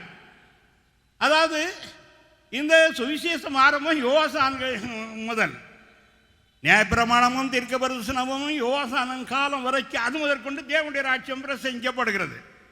தேவனுடைய பரிசுத்த நாம ஸ்தோத்திரம் உண்டாவதாக. அவனிடத்திலே போய் மத்தேயு 3ஆம் அதிகாரம் 6 யோவானத்தில் போய் யோர்தான் நதியில் தங்கள் பாவங்களை அறிக்கையிட்டு யோர்தான் நதியில் யோவானால் ஞானஸ்நானம் பெற்றார்கள். பாவரிக்கை கேட்டு ஞானஸ்நானம் கொடுக்க வேண்டும், முழுகி கொடுக்க வேண்டும், புதா குமாரன் பரிசுத்தாவின் நாமத்தினாலே கொடுக்க வேண்டும். அதுக்கு ஆதாரம் என்ன? சவுல் ரட்சிக்கப்பட்ட பொழுது அவருக்கு அனனியா சொன்னது, இப்பொழுது இந்த தாமதற்கு என்ன, நீ ஞானஸ்நானம் பெற்று உன் பாவங்கள் போக கழுவப்படு என்று சொல்லி சொன்னார். இயேசு கிறிஸ்து பேதுருடைய காலையை கழுவும் பொழுது அவர் தடை செய்தார். நான் உன்னை கழுவாவிட்டால் உனக்கு என்னிடத்தில் பங்கில்லைன்னு சொல்லுவேன். ஆண்டவரே, என்னுடைய தலை கால் உடம்பெல்லாம் கழுவணும். இல்லை, முழுகினவன் முழுவதும் சுத்தமாக இருக்கிறான், கால்களை மாத்திரம் கழுவ வேண்டும் என்றார். முறையாக ஞானஸ்நானம் பெற்றுக்கொள்ள வேண்டும். இல்லைன்றால் அந்த ஞானஸ்நானம் பெற்ற மக்கள் மொழியை பெற்றிருந்தால் நீங்கள் பாவரிக்கை செய்ய வேண்டும். விசுவாசித்தர்கள் வந்து தங்களுடைய பாவங்களை அறிக்கையிட்டு தங்களுடைய செய்களை அறிக்கையிட்டு சபையின் மத்தியில் அறிக்கை செய்தார்கள் என்று எழுதப்பட்டிருக்கிறது. சிலர் சொல்கிறார்கள் மனிதனுக்கு பாவ மன்னிப்புக்கு அதிகாரம் கிடையாது, தேவன் தான் மன்னிப்பார். நான் கேட்குறேன், இன்றைக்கு ஜட்ஜிகள் பாவ மன்னிப்பு கொடுத்து நிர்தோஷ் உன்னை சோடுதியா மன்னிச்சேன்னு சொன்னால் மன்னிக்கப்பட்டவன் தான். பிள்ளைகள் தவறு செய்கிறாங்க, அப்பா நான் செய்த தப்பு தான் மன்னிச்சேன், தகப்பனார் மன்னிக்கிறார். மோசையை நோக்கி தான் ஜெபம் பண்ணார், விண்ணப்பம் பண்ணார் ஆரோன். ஆண்டவனே, எங்களுடைய பாவங்களே மன்னியும், அந்த குற்றங்களை சுமாதம், அவள் அழுகி விழுந்த பிள்ளை போல் இருக்கிறாள் என்று சொல்லி மிரியாமுக்காக வேண்டிக் கொண்டார். மோசையை நோக்கி தான் ஜெபம் பண்ணார். என்ன நாம் பார்க்கிறோம், பார்வோன்னு சொல்லும் பொழுது மோசையை பார்த்து இந்த ஒரு தடவை நீ என் பாவத்தை மன்னி, இனிமேல் நான் அவங்கள போட்டு போக விட்டுறேன் அப்படின்னு சொல்லி சொன்னான். அவனுக்கு கூட தெரிஞ்சிருந்தது. அப்போ பாவ அறிக்கை பாவ மன்னிப்பு என்றால் எங்கே? பொதுவாக நாம் மத்திய அதாவது நீதிமொழி 28:13 வாசிக்கிறோம், தன் பாவங்களை மறைக்கிறோம், வாழ்வடை வேண்டாம், அறிக்கை செய்து விட்டுக்கிறோம். மறைக்கிறவன் யார்கிட்ட மறைக்கிறான்? கடவுள்கிட்ட மறைக்க முடியுமா? மறைக்கிறது மனுஷனத்தான் மறைக்கிறான், போதலிடத்தில்தான் மறைக்கிறான். அதாவது மனிதனிடத்தான் மறைக்கிறான். பாவத்தை அறிக்கை செய்து விட்டு விடுவதன் மூலமாய்த்தான் பாவ மன்னிப்பு உண்டாகும், பாவத்திலிருந்து விடுதலை உண்டாகும். இல்லை என்றால் மக்கள் இயேசு கிறிஸ்துவை விசுவாசிக்கிறார்கள், மனம் திரும்புவார்கள், ஞானஸ்நானம் பெறுவார்கள், ஒரு சில பாவம், ஆனால் எல்லா பாவத்திலிருந்து விடுதலையாக மாட்டார்கள், பரிசுத்தமடைய மாட்டார்கள். புதிய சபையை பாருங்கள், மக்கள் பாவத்திலிருந்து விடுதலையாகி ஒரு பரிசுத்த வாழ்க்கை வாழ்கிறார்கள். ஒரே சரீரமாய் இந்த 43 ஆண்டுகளாய் உலகம் எங்கும் அது பரவி வருகிறது. வேதம் ஒன்றுதான், தேவன் ஒருவர், நீங்கள் ஏன் ஒன்றாக கூடாது? ஒரு ஆர்சிக்காரர்கள் இருக்கிறார்கள், அவர்கள் சரி ஒரு குரூப்பு, பிராக்டிஸ்காரர்கள், இவர்கள் எல்லாரும் சேர்ந்து ஒன்றாகலாம். பெந்தோஸ்காரர்களா? பெந்தோஸ்காரர்கள்னா பரிதாபம். இங்கே ஒரு சபை இருக்குன்னு பாருங்க, 2 வருஷம் கழிச்சு அது 3ஆக உடைஞ்சு போயிடும். அதாவது எப்படியாவது இயேசு கிறிஸ்துடைய பிரதான ஆசாரிய மன்றாட்டை முறியடிக்க வேண்டும் என்று கிறிஸ்தவர்களை அநேகர் வரிந்து கட்டி கொண்டு இருக்கிறார்கள். யோவான் 17, 9, 11, 21 முதல் 20 முதல் 23, பிதாவே நான் நீர் ஒன்றா இருக்கிற அவர்கள் எல்லாரும் ஒன்றா இருக்க முடியாக வேண்டிக் கொள்கிறேன். பிதாவே நீர் என்னை உலகத்தில் அனுப்பினீர் என்பதை உலக விசுவாசிக்க அவர்கள் எல்லாரும் ஒன்றா இருக்க வேண்டும். பிதாவே நானும் நீர் ஒன்றா இருக்க போல அவர்கள் எல்லாரும் ஒன்றா இருக்கும்படி நீர் உலகத்தொட்டும்போது எனக்கு தந்த மகிமையை நான் அவர்களுக்கு கொடுத்தேன். இவர்கள் எப்படியும் ஒன்றாக இருக்கக்கூடாது. உடஞ்சி பிரிஞ்சு தம்பு அடிக்க விடையில் இவருடைய கருத்து செல்லலை, அங்கே எடுபடலை. இன்றைக்கு அநேகர் சுயாதீன ஊழியம் செய்கிறார்கள். அப்படி சுயாதீனால் ஏவப்பட்டு அவர்கள் அலைகிறார்கள். சுயாதீன ஊழியம் என்ற விதத்தில் ஒன்றும் இல்லை.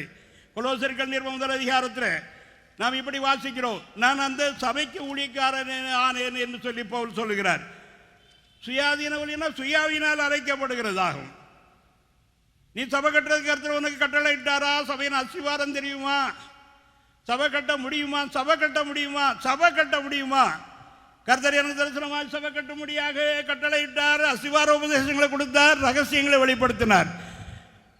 அப்போஸ்தலனுடைய 1 அதிகாரம் என்னென்றால், கர்த்தராகிய இயேசு கிறிஸ்து உயிர் தெழுந்த பின்பு முதலாவது சீசருக்கு தரிசனமாகி, பிதா என்ன என்பவர் நான் உங்களை அனுப்புகிறேன், பரிசுத்தாய் பெற்றுக்கொள்ளுங்கள். எவர்களுடைய பாவங்களை மன்னிக்கிறோ அது அவர்களுக்கு மன்னிக்கப்படும், எவர்களுடைய பாவங்களை மன்னியாதிருக்கிறோ அது அவர்களுக்கு மன்னிக்கப்படாது என்றார். இந்த அதிகாரம் இல்லாதவன் அப்போஸ்தலன் அல்ல. இதான் முதல் கர்த்தர் கொடுத்த அதிகாரம். அதாவது பெந்தகோஸ்து நாளைக்கு முன்னாடி ஊழியம் நடந்தது. போய் சுவிசேஷம் அறிவிச்சாங்க, மனம் திரும்புங்க என்று சொல்லி. இயேசு கிறிஸ்து விசுவாசின்னு இல்லை, மனம் திரும்புங்க மாத்திரம். மனம் திரும்புங்க, தேவனை விசுவாசிங்க, தேவன்ட வாருங்க, ஞானசானம் பெற்றுக்கொள்ளுங்க என்றார்கள். ஜனங்களுடைய வியாதியை போக்கினார், பிசாசை துரத்தினார்கள், மரித்தவர் கூட உயிர் தெழுந்திருப்பதாக பல இதுகளை செய்தார்கள், ஞானசானம் கொடுத்தார்கள். சரி, இந்த ஊழியம் யூதாசன் செய்தான். அவனும் பிசாசை துரத்தினான், அவனும் இந்த காரியங்கள்லாம் செய்தான். பெந்தேகோஸ்தே சபைக்கு பிறகுதான், பெந்தேகோஸ்தே நாளுக்கு பிறகுதான் திருச்சபை. அதுக்கு முன்னாலே செய்யப்பட்டதெல்லாம் பயிற்சியின் காலத்திலே பயிற்சி கொடுத்து கொண்டிருந்தார் கர்த்தர். அது இப்போ சபை கிடையாது. கர்த்தர் பேதுருக்கு சொல்லும் பொழுது, நீ பேதுருவா இருக்கிறா, இந்த கல்லின் சபை கட்டுவேன், பாதாளத்தில் வாசல்கள் அதை மேற்கொள்வதில்லை என்றார். ஆனால் வெளியே உள்ள சபைகள்லாம் பாதாளத்தில் வாசல்கள் மேற்கொள்கிறது. தீமையின் காரியத்திற்கு வருவோமாக. தீமை எப்படியாவது மனிதனை குழப்பி அநேக கள்ள உபதேசங்கள், பிரிவின உபதேசம் உண்டாக காரணம் என்ன? சாத்தான் என்றா இயேசு விசுவாசியா சந்தோஷம், மனம் திரும்புலையா? மனம் திரும்பு, ஞானசாமி பெற்றுக்க, அபிஷேகம் பெற்றுக்க. ஆனால் நீ பரிசுத்த அடைஞ்சிட கூடாது, ஒரே சபையாக நிலைக்காத, அதாவது நீ பூர்ணப்படக்கூடாது, வருகையில் எடுத்துக்கொள்ளக்கூடாது. அப்புறம் நான் 7 வருஷத்தில் ஒன்று ஒரு கை பார்க்குறேன் என்று சொல்லி சாத்தான் அந்த வேலை செய்கிறான். தேவனுடைய பரிசுத்த நாமம் ஸ்தோத்திரம் உண்டாவதாக. சாத்தானின் திட்டம் ஒவ்வொரு மனிதனையும் அழித்து போட வேண்டும் என்பது. யோவான் 10:10 யாராவது வாசிங்க. திருடன் திருடவும் கொல்லவும் அழிக்கவும் வருகிறானே அன்றி வேறொன்றுக்கும் வரான், நானோ அவைகளுக்கு ஜீவன் உண்டாயிருக்கவும் அது பரிபூர்ணப்படவும் வந்தேன் என்றார். தேவனுடைய பரிசுத்த அவனுடைய ஒரே திட்டம் என்னென்றால் ஒவ்வொரு மனிதனையும் அழிக்கிறதாகும். அதற்கு அவன் பலவிதமான மதங்களையும் கொள்கைகளையும் குற்றங்களையும் இயக்கங்களையும் உண்டாக்கி எப்படியாவது இயேசு கிறிஸ்துவை விசுவாசித்து அவன் ரட்சிக்கப்படக்கூடாது, பூர்ணப்படக்கூடாது. இன்னைக்கு அநேக கிறிஸ்தவர்களுக்கு இயேசு கிறிஸ்துவ விசுவாசம் உண்டு, அவருக்கா தியாகம் உண்டு, ஆனால் உபதேசம் பிடிக்காது. அவர்கள் எப்படி பாவத்திலிருந்து விடுதலை ஆகுவார்கள்? எல்லா பாவங்களிலிருந்து விடுதலை ஆக மாட்டார்கள். அதாவது இயேசு கிறிஸ்துவின் மீது விசுவாசம் வைக்காதபடி தடுக்க முடியாத சாத்தான் அவருடைய அகக்கண்களை மூடுகிறான். இந்த உலகத்தின் மக்களுடைய நிலைமை தான். 2 கொரிந்தியர் 4:4 தேவனுடைய மகிமை. யாராவது வாசிங்க. 2 கொரிந்தியர் 4. தேவனுடைய சாயலாயிருக்கிற கிறிஸ்துவின் மகிமையான சுவிசேஷத்தின் ஒளி அவிசுவாசிகளாகி அவர்களுக்கு பிரகாசமாய் இராதபடிக்கு இப்பிரபஞ்சத்தின் தேவனானவன் அவருடைய மனதை குருடாக்கினான். தேவனுடைய பரிசுத்த நாமம் ஸ்தோத்திரம். இந்த உலகத்திலே பல வழிபாடுகள் காணப்படுகிறது. ஆனால் அகஸ்தியர் பாடுகிறார், வணங்குவாய் ஜெகஜோதி ஒருவனாகி மாநிலத்தை ஒரு நொடியில் படைத்தே மண்ணில் குணமான மனிதனையும் படைத்த பின்பு கூரைத்தில் தான் உதித்த மனுவாய் வந்து ஜனமான சம்சார வாழ்க்கையின்றி சன்னியாசி போலிருந்த தவத்தை காட்டி அன்பான சித்தர்களை இருத்தி போட்டு அகர்ந்ததலம் சென்றோனே வணங்குவாயே என்று சொல்லி அகஸ்தியர் பாடி. அகஸ்தியர் கிறிஸ்துக்கு முன்னாலே 2000 வருஷத்துக்கு முன்னாலே இருந்தவர். அவர் மூலமாக தமிழ் மொழி தோற்றுவாய் என்று சொல்லி பொதுவாக நம்பப்படுகிறது. அவர் ஞானோதயம் பெற்று வணங்குவாய் ஜெகஜோதி ஒருவனாகி, தேவன் ஒருவன் ஜெகஜோதி, மாநிலத்தை அவர் படைத்தார். வேதம் சொல்ல தேவன் நம்முடைய வாயின் வார்த்தையினால் உலகத்தை உண்டாக்கினார் என்று. அது சரி, அதுக்கு அநேக வியாக்கியானமும் விளக்கங்களும் நான் கொடுக்க முடியும். தேவனுடைய வார்த்தை சிருஷ்டிக்கிறது, இன்றைக்கும் சிருஷ்டிக்கிறது. நாமும் அதில் ஒரு முகவர வசனம் சொன்னேன், மாரியம் உறைந்த முளை வானத்திலிருந்து இறங்கி அது வெறுமையாக திரும்பாமல் பூமியை நினைத்து முளைகிளம்பி விளையும்படி செய்து புசிக்கிறவனுக்கு ஆகாரத்தையும் விதைக்கிறவனுக்கு விதையும் கொடுக்கிறது, புசிக்கிறதுக்கு ஆகாரத்தையும் கொடுக்கிறது. எப்படி அப்படி என் வாயிலிருந்து புறப்படுகிற வசனமும் இருக்கும். அது என்னிடத்தில் வெறுமையாக திரும்பாது, நான் அனுப்புவதை செய்து நான் விரும்புகிற காரியமாக முடி வாய்க்கும். இறைவனுடைய வார்த்தை மனிதனேரை விதைக்கப்படுகிறது, அது கண்டிப்பாக பலன் கொடுக்கும். இறைவனுடைய வார்த்தை மனிதனை மனதிரும்ப செய்கிறது, மனிதனை விடுதலையாக்குறது, துக்கத்திற்கு சந்தோஷப்படுத்துகிறது, பலவீனமானவர்களை பலப்படுத்துகிறது, மனிதனை ஆவிக்குள்ளாக்குகிறது, ஆவிக்குரிய உலகத்தில் சஞ்சரிக்க செய்கிறது. தேவனுடைய வார்த்தையார்ந்து, அதாவது தேவனுடைய வார்த்தைக்கு இருக்கிற வல்லமை மிகவும் அரிதாகும். சங்கீதம் 33:6 நாம் வாசிக்கிறோம், அவர் தம்முடைய வாயின் வார்த்தையினால் சர்வ உலகத்தினுடைய சுவாசத்தினால் சகலத்தையும் சிருஷ்டித்தார் என்று எழுதப்பட்டிருக்கிறது. தேவனுடைய பரிசுத்த நாமம் 3 வாசித்தால் நீங்கள் அதை அறிந்து கொள்ளலாம். வாசித்து பார்த்துக் கொள்ளுங்க, எல்லா வசனங்களும் வாசிக்க வேண்டாம்.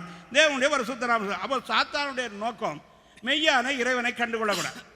அவர் சொல்றார், அகஸ்தியர், கடைசியில் இறைவன் மனிதனை மண்ணினால உண்டாக்குவார், கடைசியில் அவரே மனிதனாய் வருவார், ஜனமான சம்சார வாழ்க்கையின்றி சன்னியாசி போல் இருந்து தவத்தை காட்டி முக்திக்கு போகிறதுக்கான வழியை காட்டிவிட்டு தன்னுடைய சீசர்களை இந்த உலகத்தில் வைத்துவிட்டு அகன்ற தரம் பரலோகத்துக்கு போவார், அந்த இறைவனை வணங்குவாயாக என்று சொல்லி எழுதியிருக்கிறார்.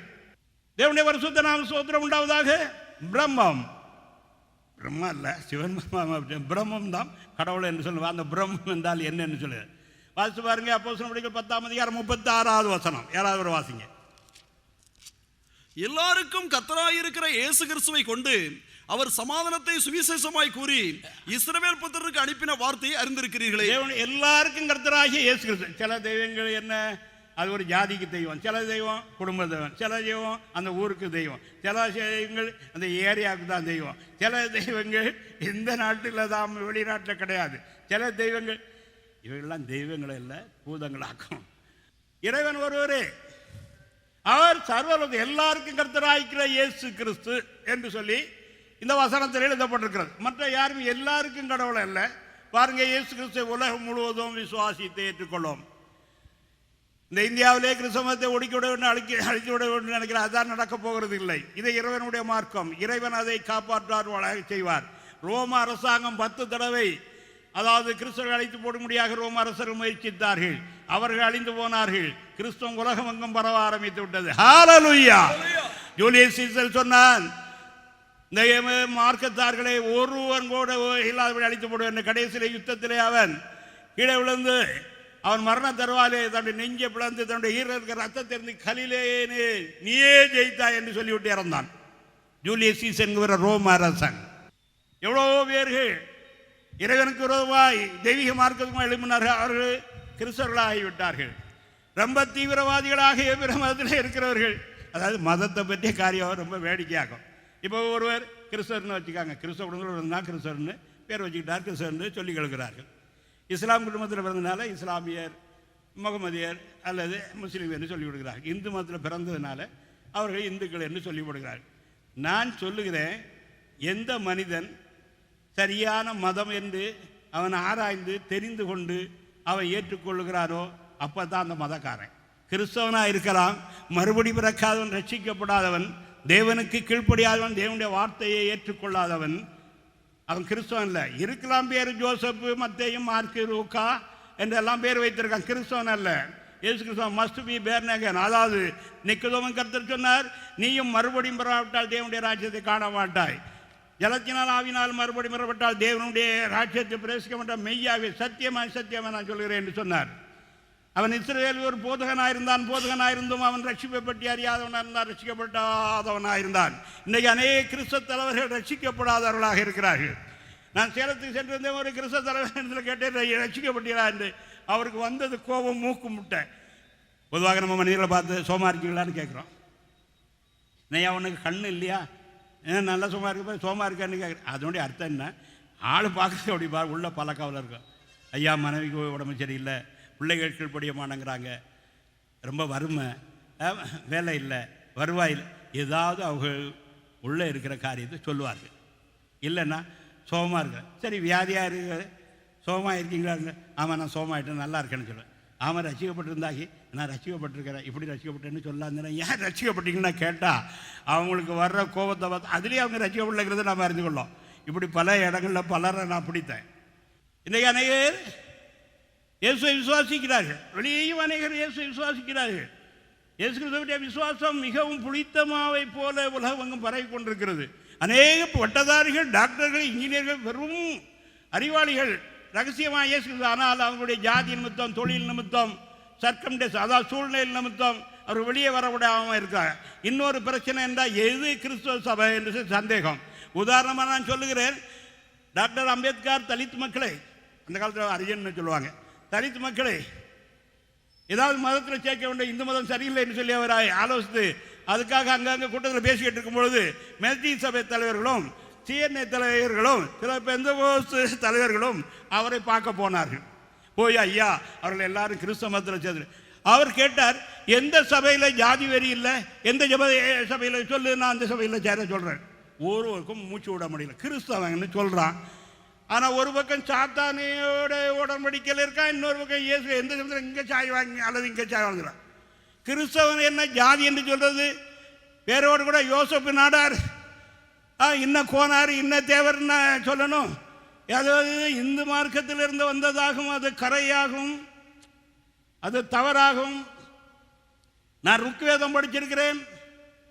அதாவது பிரம்மா வசிஷ்டருக்கு சொன்னார், இறைவன் ஒருவரே, எதையும் சாப்பிடலாம், ஜாதி பேதம் கிடையாது. வசிஷ்டர் பராமர்சனுக்கு உபதேசித்தார், இறைவன் ஒருவரே, ஜாதி பேதம் கிடையாது, எவனும் எதையும் சாப்பிடலாம் என்று சொன்னார்.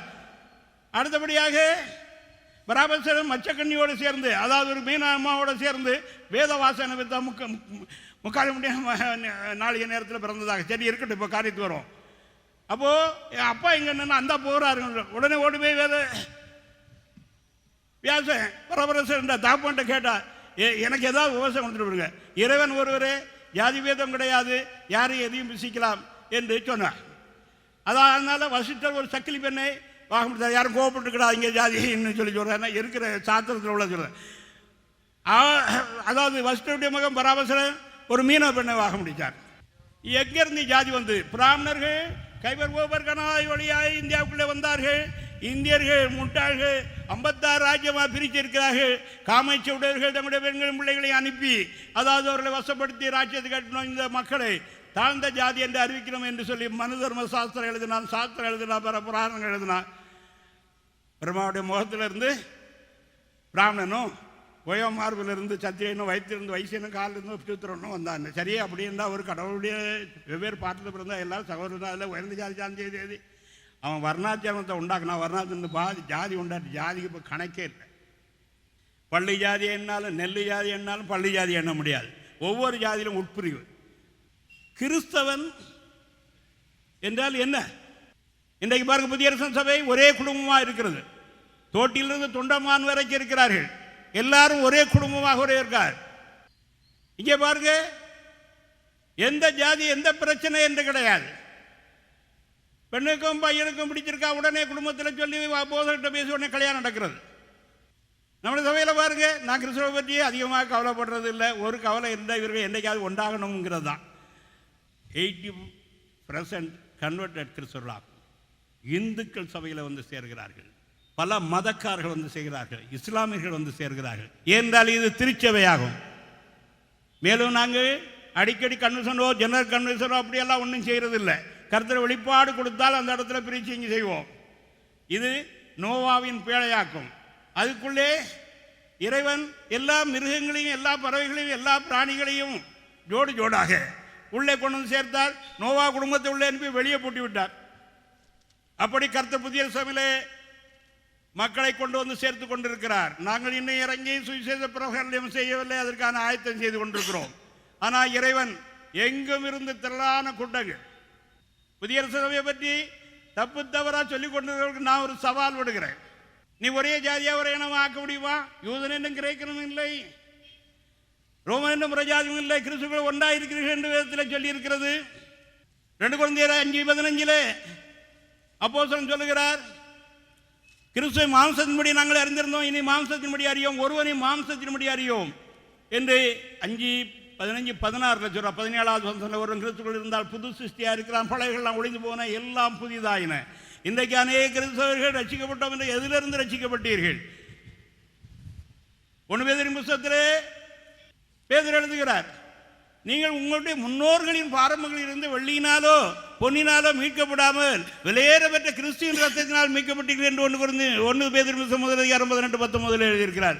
பாரம்பரியத்திலிருந்து, பாரம்பரியத்தை விடாத, ஆமா இந்த ஜாதி என்ன இந்தியாவுக்கு மாத்திரமா, உலகத்தில் வேற எங்கேயும் ஜாதி இல்லை. இது ஒரு கூட்டத்தார் மற்றவர்களை அடக்கி ஆளவும் ஆட்சி செய்யவும் நிற்கப்பட்டது. இப்பவும் அவர்கள் தான் ஆட்சி செய்யணும் என்று பல தந்திரங்கள் கையாளப்படுகிறது. இதை குறித்து இந்த திராவிடர்களுக்கு சரியாக இல்லை. மேலும் இந்த தலித் மக்களுக்கு குருடர்கள், இந்த நாட்டின் இந்தியாவின் மண்ணின் மைந்தர்கள் தலித் மக்களாக்கும். திராவிடர்கள் இந்தியாவுடன் பரவி இருந்தார்கள். ஆரியர்கள் வந்து அவர்களை அடித்து வெட்டி தைக்க கொண்டு வந்து சேர்த்து விட்டார்கள். இவர்களில் பலவிதமான பிரிவு. ஆனால் உண்மை என்ன என்றால், அதாவது முதல்ல பிராமண பெரிய ஜாதி என்ன, இப்போ அவர்கள் கூட அதை விட்டுட்டாங்க. ஆனால் இப்போ கீழ் ஜாதிக்காரங்க நாடார்கள் தேவர்கள் தங்களை பெரிய ஜாதியாக நிற்கிறார். கொஞ்சம் காலம் பாருங்கள், இனிமேல் தலித் மக்கள் நாங்கள் தான் உயர்ந்த ஜாதின்னு சொல்கிறோம். கேவலம். அதாவது ஒவ்வொரு ஜாதியும் ஒரு குறிப்பிட்ட காலத்தில் ரொம்ப ஆழ்வாக எண்ணப்பட்டது. வியாபாரத்தினாலும் செல்வத்தினாலும் உயர்ந்த ஜாதியாக எண்ணிக்கொண்டு ஜாதி வெறி உடையவர்களாக இன்றைக்கு உலக மக்கள் காணப்படுகிறார். கிறிஸ்தவர்கள் அப்படி செய்யாதீர்கள், அதற்கு வேதாதாரம் இல்லை. அப்படி என்றால் அவர்கள் கிறிஸ்தவர்கள் இல்லை. இதுதான் எங்களுடைய அறிவிப்பு. தேவனுடைய பரிசுத்த நாம ஸ்தோத்திரம் உண்டாவதாக. கிறிஸ்தவம் திருச்சபை என்றால் என்ன? இந்த 3 நாட்களில் சில ரகசியங்கள் உலகத்திற்கு வெளியிடப்படும். தேவனுடைய பரிசுத்த நாம ஸ்தோத்திரம் உண்டாவதாக. தேவனுடைய மகிமையாக இருக்க கிறிஸ்துவின் முகத்தில் உள்ள சுவிசேஷத்தின் ஒளி அவிசுவாசிகளை அவர்களுக்கு பிரகாசமாயிராதபடி இந்த பிரபஞ்சத்தின் சாத்தானுடைய அகக்கண்களை குருடாக்கினான் என்று சொல்லி 2 கொரிந்தியர் 4:4 வாசிக்கிறோம். சந்தேகம் உண்டாக்குது அவனுடைய முதல் வேலை இதுதான். அதே 3:1 அங்கே வந்து தேவன் தோட்டத்தில் உள்ள விருட்சங்கள்லாம் பறித்து புசிக்கக்கூடாது என்று சொன்னது உண்டோ? அவன் கேள்விதான். அவனுக்கு தெரியும், ஆனால் சந்தேகத்தை உண்டாகிறான். அடுத்தபடி அவர் ரொம்ப பொறாமை உள்ளவராகும். உங்களுடைய சந்தோஷத்தை வாழ்க்கையில் நீங்கள் மகிழ்ச்சியாக இருக்கிறதே அவர் விரும்பலை. அப்படின்னா உங்களுக்கு தடை சட்டம் போட்டிருக்கேன், இதை சாப்பிட்ற நாளில் உங்கள் கங்கை திறக்கப்பட்டு தேவர்களை போல இருப்பீர்கள் என்று தேவன் அறிவார். இறைவன் எவ்வளவோ சலுகைகளை கிறிஸ்தவர்களுக்கு கொடுத்திருக்கார், மனிதனுக்கு கொடுத்திருக்கிறார். எவ்வளவோ அனுபவிக்கிறார். ஒரு சில தடை சட்டம் அதை முக்கியப்படுத்தி அதை சிந்திக்க வச்சு, இந்த சோதனைக்கும் பாவத்திற்கும் வித்தியாசம் உண்டு. பாவம் சோதனை இல்லை, சோதனை பாவம் இல்லை. ஒரு கெட்ட சிந்தனை மனிதனுடைய எண்ணத்தில் வரும்பொழுது உடனே அதை அகற்றி விட வேண்டும். அதை கற்பனை செய்து அது மூழ்கி அதை செய்ய வேண்டும் என்று அவர்கள் எண்ணும் பொழுது உடனே அவனுக்கு சோதனை தொடர்கிறது. ஆனபடினாலே அவன் பாவத்திலே விழுகிறான். சாத்தானுடைய வேலை என்ன என்றால், முதலாவது சந்தேகத்தை எழுப்புறது. அடுத்தபடி அதெல்லாம் ஒன்றும் தேவன் தண்டிக்க மாட்டான், இதெல்லாம் சாதாரண காரியம். பாருங்க, நீங்கள் சாவதில்லை, உங்களுக்கு தண்டனை வராது, அதனால் கிறிஸ்தவர்களே எல்லா பாவமும் செய்யுங்க, மனிதர்களே எல்லா பாவங்களும் செய்யுங்க, அதனால் கண்டிப்பாக தண்டனை வரும். தண்டனை உண்டாயிற்று. முதலாவது தாங்கள் நிர்வாணிகள் என்று கண்டார்கள், அடுத்தபடி ஓடி ஒளிந்து கொண்டார்கள். ஆனாலும் இறைவன் மிகவும் அன்புள்ளவர். வசனம் 9, ஆதியாகமம் 3:9, தேவன் அப்பொழுது தேவனாய் கர்த்தர் ஆதாமை கூப்பிட்டு, போதும், ஆதாமை கூப்பிட்டார். ஆதாமே, நீ மறுபடியும் வந்து உறவை சரிபடுத்திக் கொள்ள என்று கூப்பிட்டு, நீ எங்கே இருக்கிறாய் என்று சொல்லி கேட்டார். மனிதனே, நீ எங்கே இருக்கிறாய்? விபச்சாரத்தில் ஒளிந்து கொண்டிருக்கிறாயா? திருட்டில் ஒளிந்து கொண்டிருக்கிறாயா? ஜாதி வரியில் ஒளிந்து கொண்டிருக்கிறாய்? நீ எங்கே இருக்கிறாய்? நீ எங்கே இருக்கிறாய் என்று சொல்லி கர்த்தர் கேட்டார். முதலாவது கூப்பிட்டார். ஒரு பிள்ளை தாப்பர் வர்றாருன்னா ஓடி போய் வரவேற்பார். கூப்பிட்டா உடனே அப்பா நான் அங்கே இருக்கிறேன்னு சொல்லுவான். ஆனால் அவன் தப்பு செய்துட்டா ஏன் ஒளிஞ்சிருப்பான். எங்கள் பையனை காலையிலே அம்மா சொல்லுவாங்க, அவன் எந்த தப்பு பண்ணிட்டு தாங்க ஒளிஞ்சிருக்கான் பாருங்க. கூப்பிட்டு இனி அந்த தப்பு செய்யக்கூடாதுன்னு ஆலோசனை கொடுத்து, எல்லா பேரும் செய்து தப்பு தான் மன்னிப்பு கேட்பான். அப்போது என்ன ஆகும் என்றால், தகப்பன் பிள்ளைக்குள்ள உறவு அழகாயிரும். இல்லை என்றால் பையனுக்கு முதல்ல பயம், அவர்களுக்கு பயம் உண்டாய். மனிதன் பாவம் செய்யும் பொழுது அவனுடைய மனசாட்சி பாதிக்கப்படுகிறது, தொடர்ந்து அவனுக்கு பயம் உண்டாகிறது. மனிதன் என்ன செய்கிறான் என்றால், யாரும் கண்டுகொள்ளக்கூடாது என்று சொல்லி பயப்படுகிறான். மக்கள் கண்டுபிடித்து விட்டா நம்ம பேர் போச்சு, புகழ் போச்சு, எல்லாம் போச்சு என்று சொல்லி எண்ணுகிறான். அதாவது ஆதியாகமத்தில், அதாவது எல்லாவற்றிற்கும் ஆரம்பம் ஆதியாகமத்தில் இருக்கிறது. மத பிரிவும் ஆதியாமத்தில் இருக்கிறது. அங்கே பாருங்க, தற்காரி மதக்காரனுக்கும் பலியிட்டவனுக்கு உள்ள வித்தியாசம். ஆவேல் ஆடுகளில் சிலதை கொண்டு வந்து பலியிட்டார். காயினோ நிலத்தின் விதைகள் கனிகளை கொண்டு பலியிட்டார். ஆக தொழுகை முடிஞ்ச உடனே கொலை உண்டாயிட்டு. இன்றைக்கும் அப்படித்தான் இந்த தற்காரிக்காரர்கள் மற்றவர்களை பாய்க்கிறார்கள்.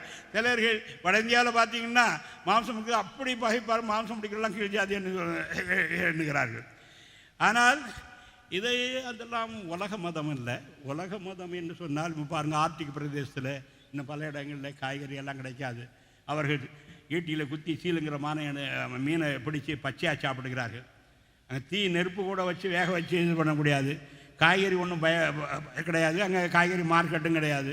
அதாவது ஒரு உபதேசம், ஒரு கொள்கை என்றால் சரி, இந்த மாம்சம் முடிக்கிறவங்க மீன் பிடிக்கிறவர்களா இந்துக்களை இல்லை என்று சொல்லி இவர்கள் தீர்மானிக்க முடியுமா? ஒதுக்கி விடுவார்களா? ஒரு கொள்கை, ஒரு மதம் என்ற உலகம் முழுவதுக்கும் அது ஒத்து வரதாக இருக்க வேண்டும். பாருங்கள், இங்கே சில பிராணிகளை சாப்பிட்றோம், ஆனால் நாயை சாப்பிட்றதில்லை. கொரியாவில் நாயை சாப்பிட்றோம், நம்ம பாம்பை சாப்பிட்றதில்லை. ஜப்பாக்காரன் பாம்பை சாப்பிட்றான், குரங்கை சாப்பிட்றதில்லை. அதாவது இங்கே தெய்வமாக கும்பிட்றதெல்லாம் அவன் சூப்பு வச்சு குடிக்கிறான். அவன் என்னடா அது பண்ணுறான். இங்கே பாருங்க, நம்ம குதிரையை திங்கிறது இல்லை. பிரான்ஸில் குதிரை சாப்பிட்டுக்கிறாங்க. நம்ம ஒட்டகத்தை திங்கிறது இல்லை. அரேபிய தேசத்தில் ஒட்டகத்தை. ஒவ்வொரு நாட்டிலும் உணவு பழக்கங்கள் வகைகளை நீங்கள் அறிஞ்சிங்கன்னா உங்களுக்கு ஆச்சரியமாக இருக்கும். பொதுவாக சில ஏரியாவிலேருந்து அங்கே இதெல்லாம் அங்கே தூத்துக்குடிக்கு கப்பல் வந்துட்டுனா தூத்துக்குடி பட்டணத்தில் ஒரு நாய் கூட இருக்காது. ஏன்னா ஒரு நாய்க்கு 100 ரூபா தர 200 ரூபா அவ்வளோ நாய் பிடிச்சி அவன் தின்னுவிடுறான். ஆனால் அப்படின்னா இறைவன் மிகவும் தெளிவாக நம்முடைய வேதத்தை சொல்லிவிட்டார். உன் சகோதரன் இறதுக்கு எதுவாக இருந்தால் மாம்சம் புசிக்காது. மாம்சம் கிறிஸ்தவம் புசிக்கணும்னு அப்படி ஒன்றும் கட்டளை கிடையாது. தேவனுடைய பரிசுத்த நான் பாருங்க, நான் மாம்சம் புசிக்கிறது இல்லை, அதோடு கூட சோறுங்கிறது இல்லை. போங்க, 2 ரொட்டி சாப்பிட ஒரு வேலைக்கு, அவ்வளோதான். ஆனால் நான் எல்லா கலையும் உடற்பயிற்சி செய்வேன், ஆசனம் செய்வேன், தியானம் செய்வேன், பிரீத்திகை செய்வேன், பிரணாமம் செய்வேன். எல்லாமும் எனக்கு தெரியும். மனக்கட்டுப்பாடு தெரியும்.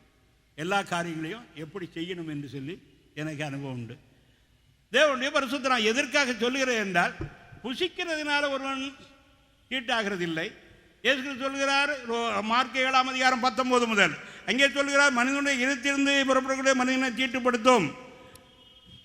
மனிதனுடைய இருத்திலிருந்து பொல்லாத சிந்தனைகளும் விபச்சாரங்களும் வேசித்தனங்களும் வன்கண்ணும் பெருமையும் தூசணமும் அதிகாரங்களும் புறப்பட்டு அவனுடைய இருதயத்தை தீட்டுப்படுத்தும். எதுவும் புசிக்கிறதுனாலே யாரும் தீட்டாகிறது இல்லை. அந்த காலத்தில் ஒத்தி போன்னு பிராமணர் சொல்லுவாங்க. அப்போ மற்றவர்கள் ஓடி போய் அவங்கள இடிப்பாங்க. இப்போ அதெல்லாம் விட்டாங்க. பிராமணன் கூட கொஞ்சம் அறிவு வந்து விட்டது. ஜனராக தன்னுடைய பிராமண பிள்ளைகள் மற்றவங்களை ஆக முடிக்கிறாங்க, அது இருக்குது. ஆனால் சில கீழ்ஜாதி அவன் என்னென்னா பிராமணன் தவிர மற்ற எல்லாரையும் சூத்திரன்னு சொல்கிறான். ஆனால் இவர்களில் ஜாதி வரி, நான் பெரிய ஜாதி, நான் சின்ன ஜாதி. இது ஒரு கேவலமான காரியம். மனிதன், தேவனுடைய பரிசுத்த நாம ஸ்தோத்திரம் உண்டாவதாக. மனிதன் எவ்வளோ விசேஷத்தவன் தெரியுமா? நாம் செய்ய முடியாத தேவன் ஏராளமான அனுபவிக்க முடியாத ஏராளமான வசதிகளை செய்திருக்கிறார்.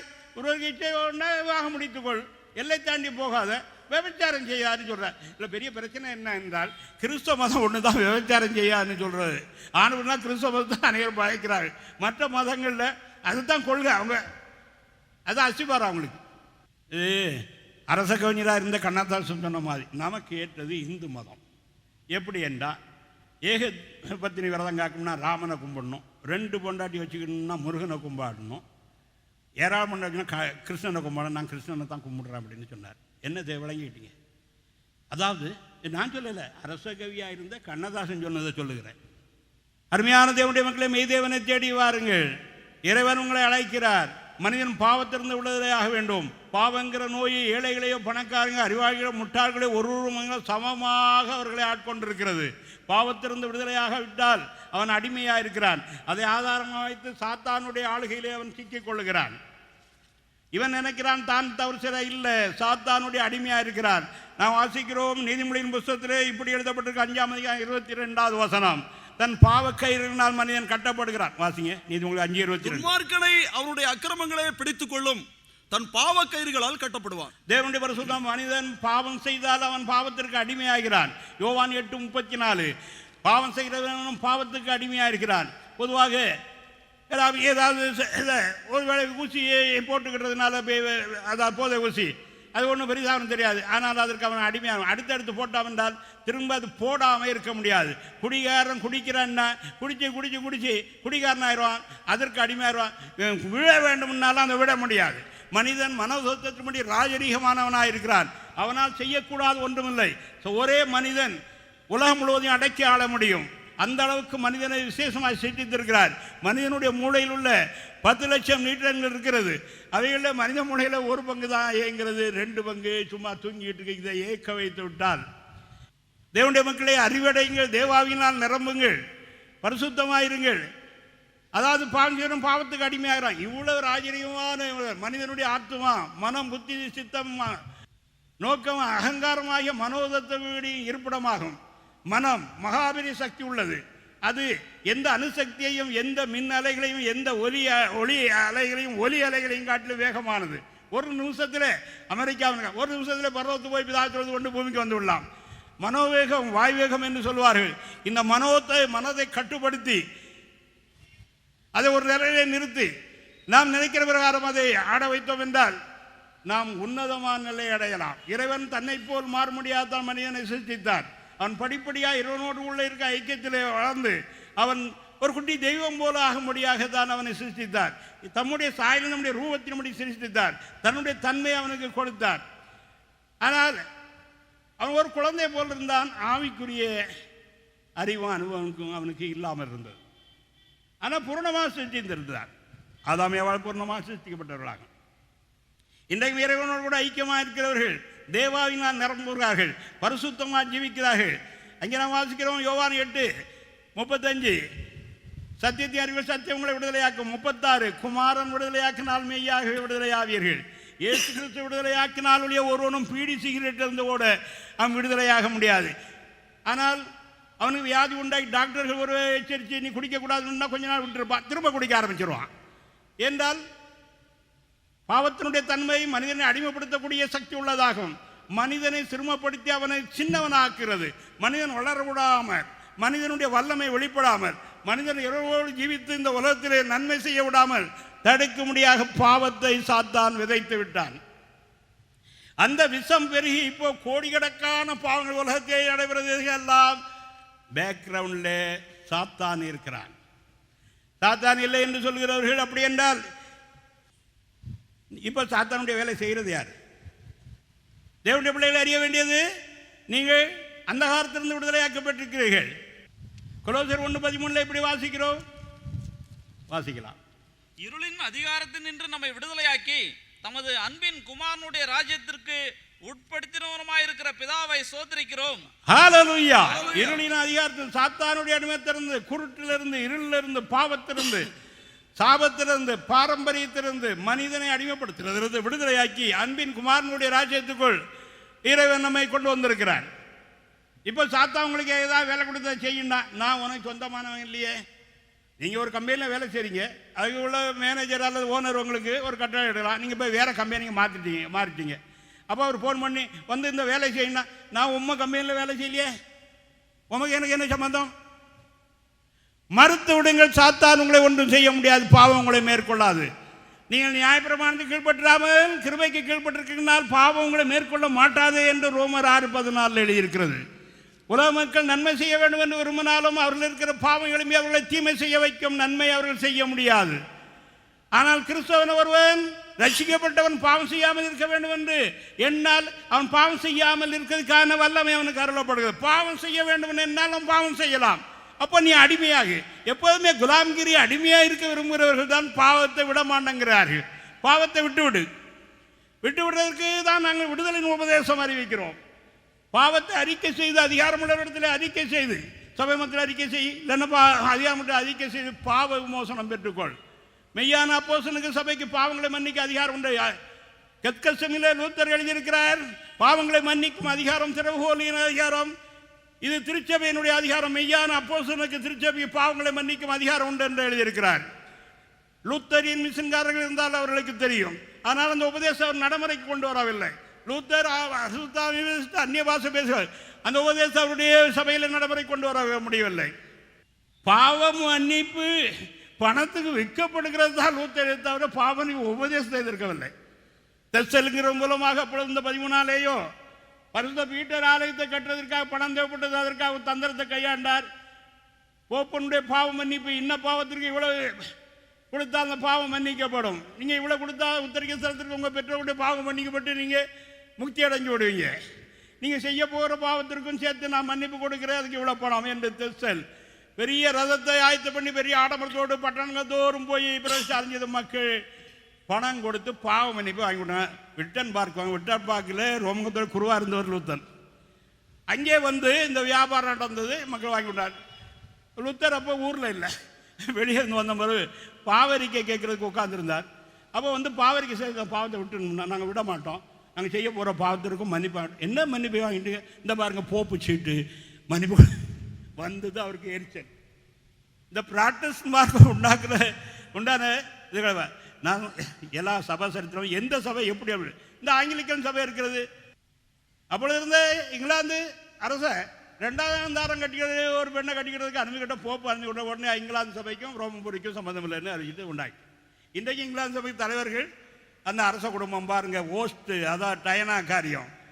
அது எப்படி திருச்சபை இந்த அநேக சபைகளுடைய தோற்றுவாயினுடைய தலைவர்களுக்கு பாருங்க மெத்ரிக் சபை ஜான் வெஸ்லி சார்லஸ் வெஸ்லி எழுப்பப்பட்டது. அது ஒரு சபை கிடையாது. அவர் கடைசி மட்டும் ஆங்கிலிக்கன் சபை மெம்பராக தான் இருந்தார் ஜான் வெஸ்லி. அது ஒரு ஏக்கம் அவ்வளோதான்.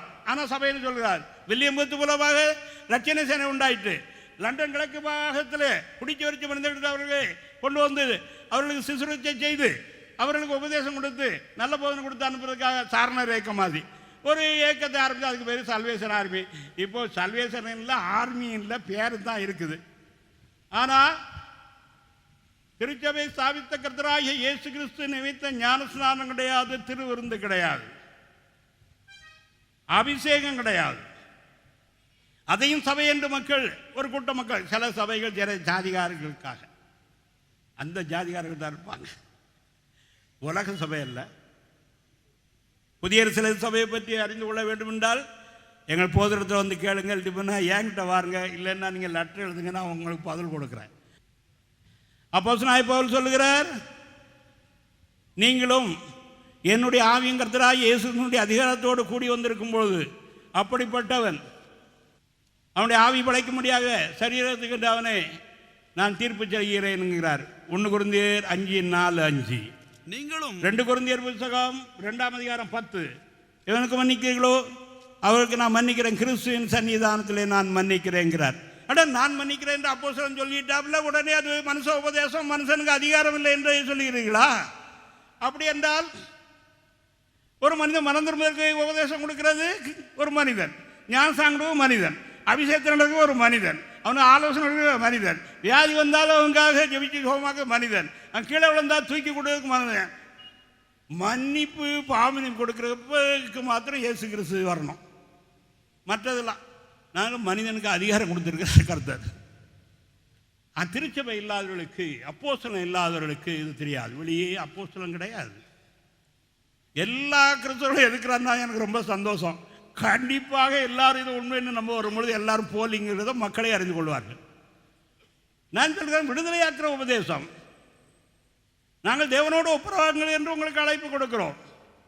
இவெல்லாம் தேவனால் உண்டாயிருக்கிறத கிறிஸ்துவை கொண்டு மனுமக்களை தம்மோடு ஒப்புரவாக்கி உபதேசம் எங்களுக்கு கொடுத்தார். ஆனால் நாங்கள் கிறிஸ்துவ சாணாதிபதிகளாக இருந்து தேவனோடு ஒப்புரவாங்கள் என்று உங்களுக்கு அழைக்கிறோம் என்று 2 கொரிந்தியர் 5:18-20 எழுதியிருக்கிறது. தேவனுடைய பரிசுத்த நாம ஸ்தோத்திரம் உண்டாகும். தேவனுடைய வாருங்கள், தேவனோடு ஒப்புரவாங்கள், ஐக்கியமாகுங்கள். அதற்கு வழி இதுதான் பாவரிக்கை. ஏசாயா 59:1-2 ரட்சிக்கூடாது கை குறி இருக்கிறதோ, கேட்கக்கூடாது காது மந்தமாக இருக்க, உங்களுடைய பாவங்களே அக்கிரமங்களே உங்களுக்கு எனக்கும் பிரிவினை உண்டாக்குறது, கேட்கக்கூடாதுபடி செய்கிறது, பார்க்கக்கூடாதுபடி செய்கிறது என்று இறைவன் சொல்லுகிறார். இன்னும் சிலர் இயேசு கிட்ட சரி இயேசு கிட்டையாவது பாவரிக்கை செய்து, கண்டிப்பாக இறைவனத்தில் நம்ம பாவரிக்கை செய்து ஜெபம் பண்ணோம். கர்த்தர் பரமல்ல ஜெபம் கொண்டு எங்கள் பாவங்களை மன்னியும் என்று செவிக்க சொன்னார். அது ஜெபம் பண்ணோம். ஆனால் பாவத்திலிருந்து விடுதலையாகிறதுக்காக இறைவன் என்ன வழிவகுத்திருக்கிறாருங்கிறதை தெளிவாக கிறிஸ்தவரை அறிந்து கொள்ளணும். இல்லை என்றால் எல்லா பாவத்தின் விடுதலையாகிறதோ, பரிசுத்தமாகிறதோ, பூர்ணமாகிறதோ, வருகையில் எடுத்துக்கொள்ளப்படுகிறதோ நடக்கவே போகிறதில்லை. ஏனென்றால் நிஷ்கலங்கமான ஒரு சபையை எடுத்துக்கொள்ளத்தான் வருகிறார். தனி மனிதனையோ தனி கூட்டத்தையோ இல்லை. அல்லேலூயா, பரலோக சத்தம் உண்டாயிற்று. ஆட்டுக்குட்டியானுடைய கல்யாணம் வந்து அவருடைய மனைவி தன்னை ஆயத்தப்படுத்தினாள் என்று வெளிப்படுத்தல் 19:7-8 மனைவிகள் இல்லை, மனைவிகள் இல்லை, நிறைய சபை ஒன்றும் கிடையாது. இதில் ஏதோ ஒன்று சபை, ஏதோ ஒன்று தான் சபை என்றால் சபைங்கிறதுக்கான அர்த்தத்தை நான் சொல்லுகிறேன். 1 Corinthians 5:1-6 நீங்கள் எல்லா அறிவிலையும் எல்லா கிருபையிலும் எல்லா உபதேசத்தில் நிறைந்தவர்களாய் எல்லா வரங்கள் உடையவர்களாய் கிறிஸ்துடைய வருகை காத்திருக்கிற எல்லா உபதேசம் இருக்கிறதா, எல்லா அறிவிக்கும் எல்லா கிருபையிலும் இருக்கிறதா, எல்லா வரங்களும் இருக்கிறதா? நான் சபை உண்டு ஒப்புக்கொள்கிறேன். நான் அப்போஸ்தலன் அல்லவா, நான் சுயாதீனன் அல்லவா, கர்த்தராகிய இயேசு கிறிஸ்துவை நான் தரிசிக்கவில்லவா என்று ரோமர் 9:1 அப்போஸ்தலன் சொல்லுகிறார். அப்போஸ்தலன் என்றால் இயேசு கிறிஸ்துவை நேரடியாக தரிசித்திருக்க வேண்டும். அவர் சுயாதீனன், யாரும் அவரை குற்றம் சாட்டவோ யாந்திருக்கவோ எதுவும் செய்யவும் முடியாது. செய்து அவருக்கு உள்ள காரியங்கள்லாம் தேவனுடைய பொறுப்பாகும். அடுத்தபடியாக சொல்லுகிறார் 2 Corinthians 11:2 நான் உங்களை கற்புள்ள கன்னிகையாக கிறிஸ்து என்னும் ஒரே புருஷனுக்கு ஒப்பு கொடுக்க நியமித்தபடியால் உங்களுக்காக தேவ வைராக்கியமான வைராக்கியம் கொண்டிருக்கிறேன். தேவனுடைய பரிசுத்த நாம ஸ்தோத்திரம் உண்டாவதாக. ஒரு அப்போஸ்தலன் தான் சபையை பரிசுத்த கன்னியாக ஆயத்தப்படுத்தி கிறிஸ்து முன்பாக நிறுத்த முடியும். இயேசுனுடைய வருகை பற்றி பாடலாம், பேசலாம், பிரசங்கிக்கலாம், ஜெபிக்கலாம். ஆனால் ஒரு அப்போஸ்தலன் தான் சபையை ஆயத்தப்படுத்த முடியும். அப்போஸ்தலர் தான் சபை எழுப்பலாம், சபை கட்டலாம். அப்போஸ்தலனுடைய 1:1-3 தேவனுடைய சோன தமிழத்தில் வந்து அப்போஸ்தலருக்கு கட்டளையிட்டார். 40 நாட்கள் அவர்களோடு சஞ்சரித்து தேவனுடைய ராஜ்யத்துக்குள்ள ரகசியங்களை அவர்களுக்கு அறிவித்தார். அப்போஸ்தலர் கட்டளையிட்டார். அப்போஸ்தலனுடைய 10:40-43 நாள் உயிர்த்தெழுந்து பிரத்யட்சமாக எல்லாருக்கும் இல்லை, அவர் உயிர்த்தெழுந்த விரும்ப அவரோடு கூட புசித்து குடித்தவர்களாக எங்களுக்கே பிரத்யட்சமாக எவரே உயிரோருக்கும் மரித்தோருக்கும் தேவனால் ஏற்படுத்தப்பட்ட நியாயாதி என்று எல்லாருக்கும் பிரசங்கிக்கும் அந்த செய்தியை உபதேசம் மற்றவர்கள் ஒப்புக்கொடும் எங்களுக்கு கட்டளையிட்டார் என்று சொல்றார். எல்லாருக்கும் அல்ல என்று சொல்லி எழுதப்பட்டிருக்கிறது. கூட்டம் கூடலாம், இது பண்ணலாம். ஆனால் நீங்கள் திருச்சபையாக ஆகுங்கள், திருச்சபையாக வேண்டும். ஏன்னா இயேசுனுடைய திட்டம் இதுதான். யோவான் 10:16 இந்த தொழுதில் இல்லாத மற்ற ஆடுகளை எனக்கு கொண்டு அவர்களை நான் கொண்டு வர வேண்டும், என் ஆடுகள் என் சத்தத்தை கொடுக்கும், அப்பொழுது ஒரே மந்தையும் ஒரே மேய்ப்பனும் ஆகும் என்று இறைவன் சொன்னார். தீமையின் காரியம், தீமை மிக வெகுவாக உலகத்தில் பரவுகிறது. நன்மை போன்ற வேஷம் போட்டும் அது பரவுகிறது.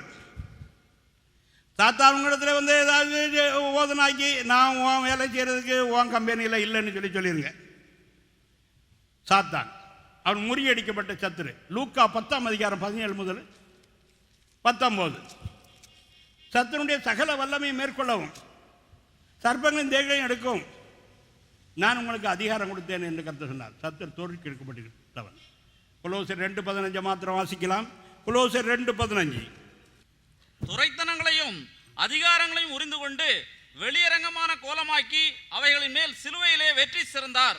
இந்த அந்தகாரத்தின் துரைத்தனங்களையும் அதிகாரங்களையும் சாத்தானுடைய சகலதையும் அவர் முறியடித்து சிலுவையிலே வெற்றி சிறந்தார். ஹல்லேலூயா.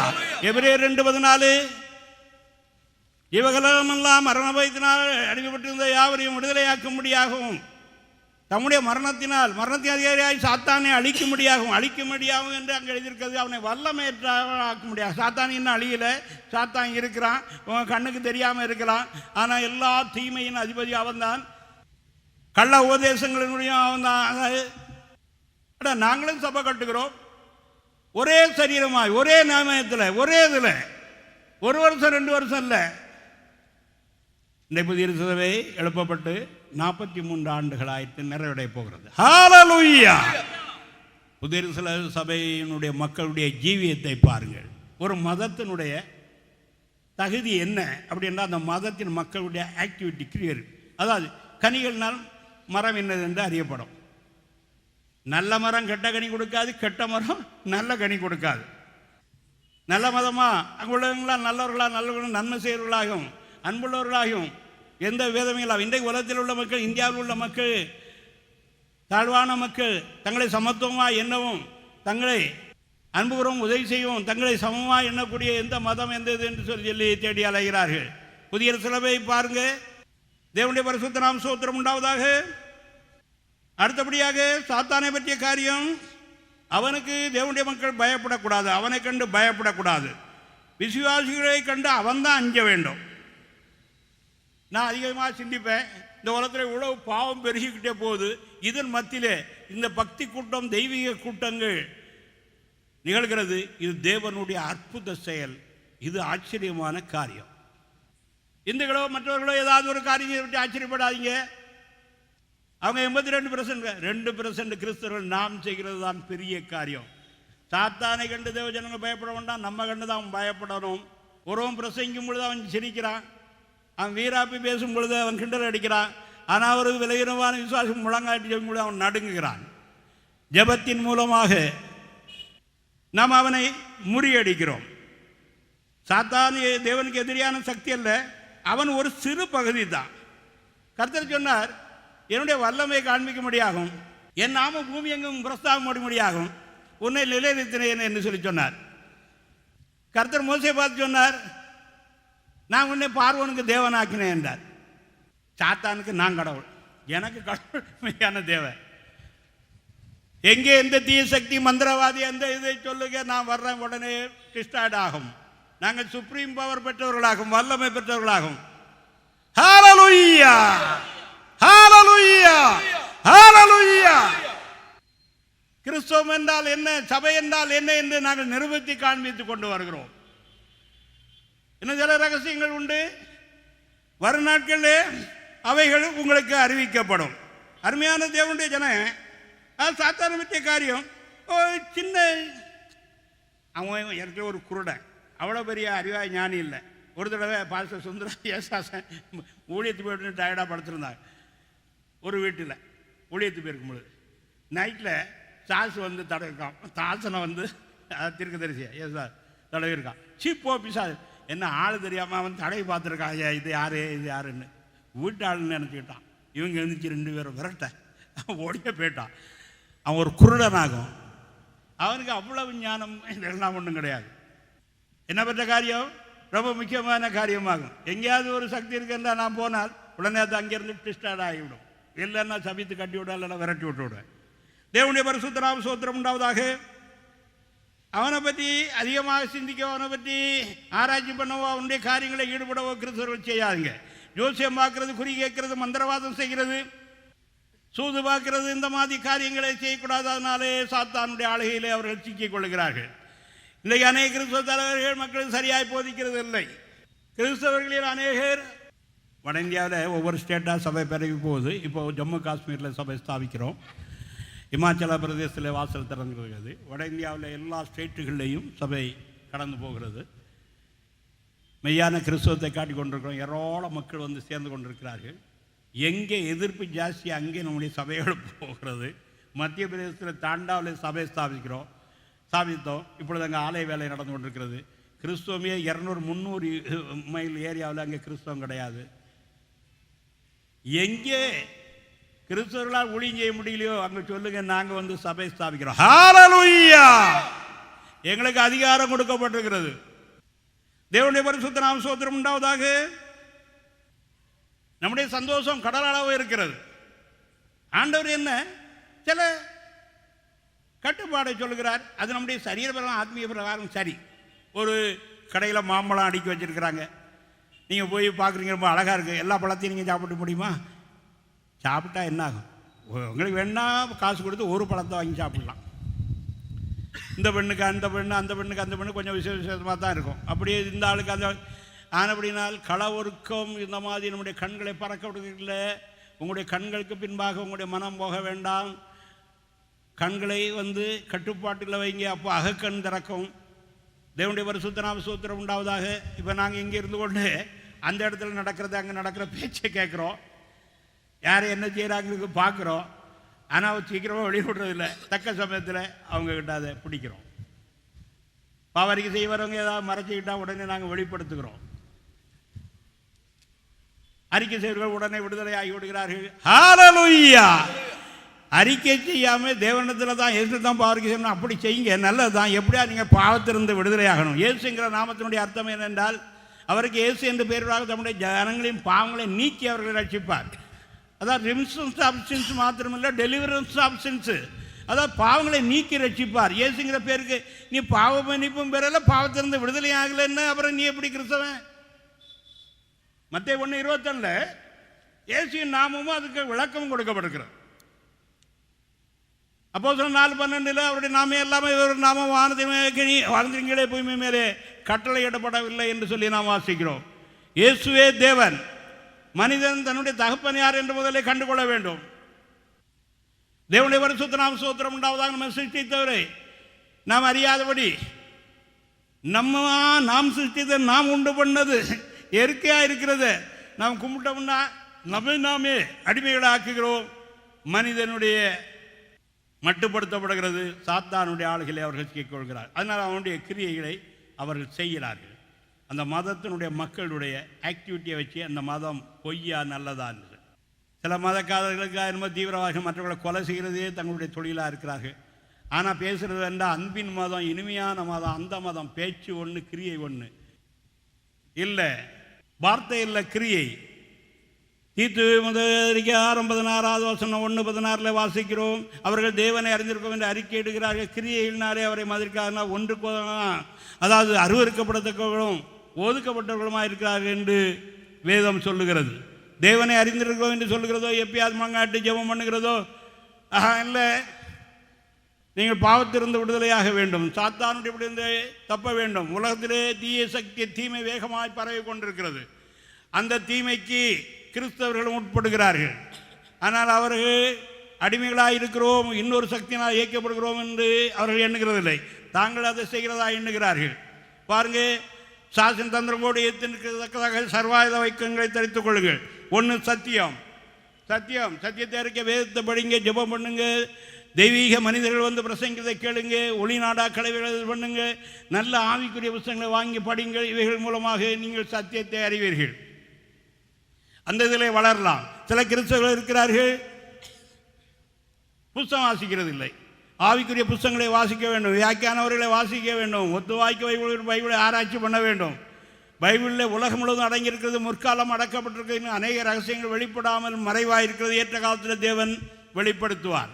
தேவனுடைய பரிசுத்த நாம ஸ்தோத்திரம் உண்டாவதாக. மறைவான தேவனாய் கர்த்தருக்கு வெளிப்படுத்துவார். நாம நம்முடைய பிள்ளைகளும் செய்வதற்காக நமக்காக கட்டளையிடப்பட்டவர்கள். உபாகமம் 29:29. தேவனுடைய பரிசுத்த நாம ஸ்தோத்திரம் உண்டாவதாக. வெளிப்படுத்தப்பட்டதை கீழ்ப்படிங்கள், அதை கை கொள்ளுங்கள். மனிதன் உன்னதமான நிலை அடையப் போகிறான், முக்தி அடையப் போகிறான், இயேசு வரப்போகிறார். தேவனுடைய பரிசுத்த நாம ஸ்தோத்திரம் உண்டாவதாக. மனிதனே நீ வெளியே வா.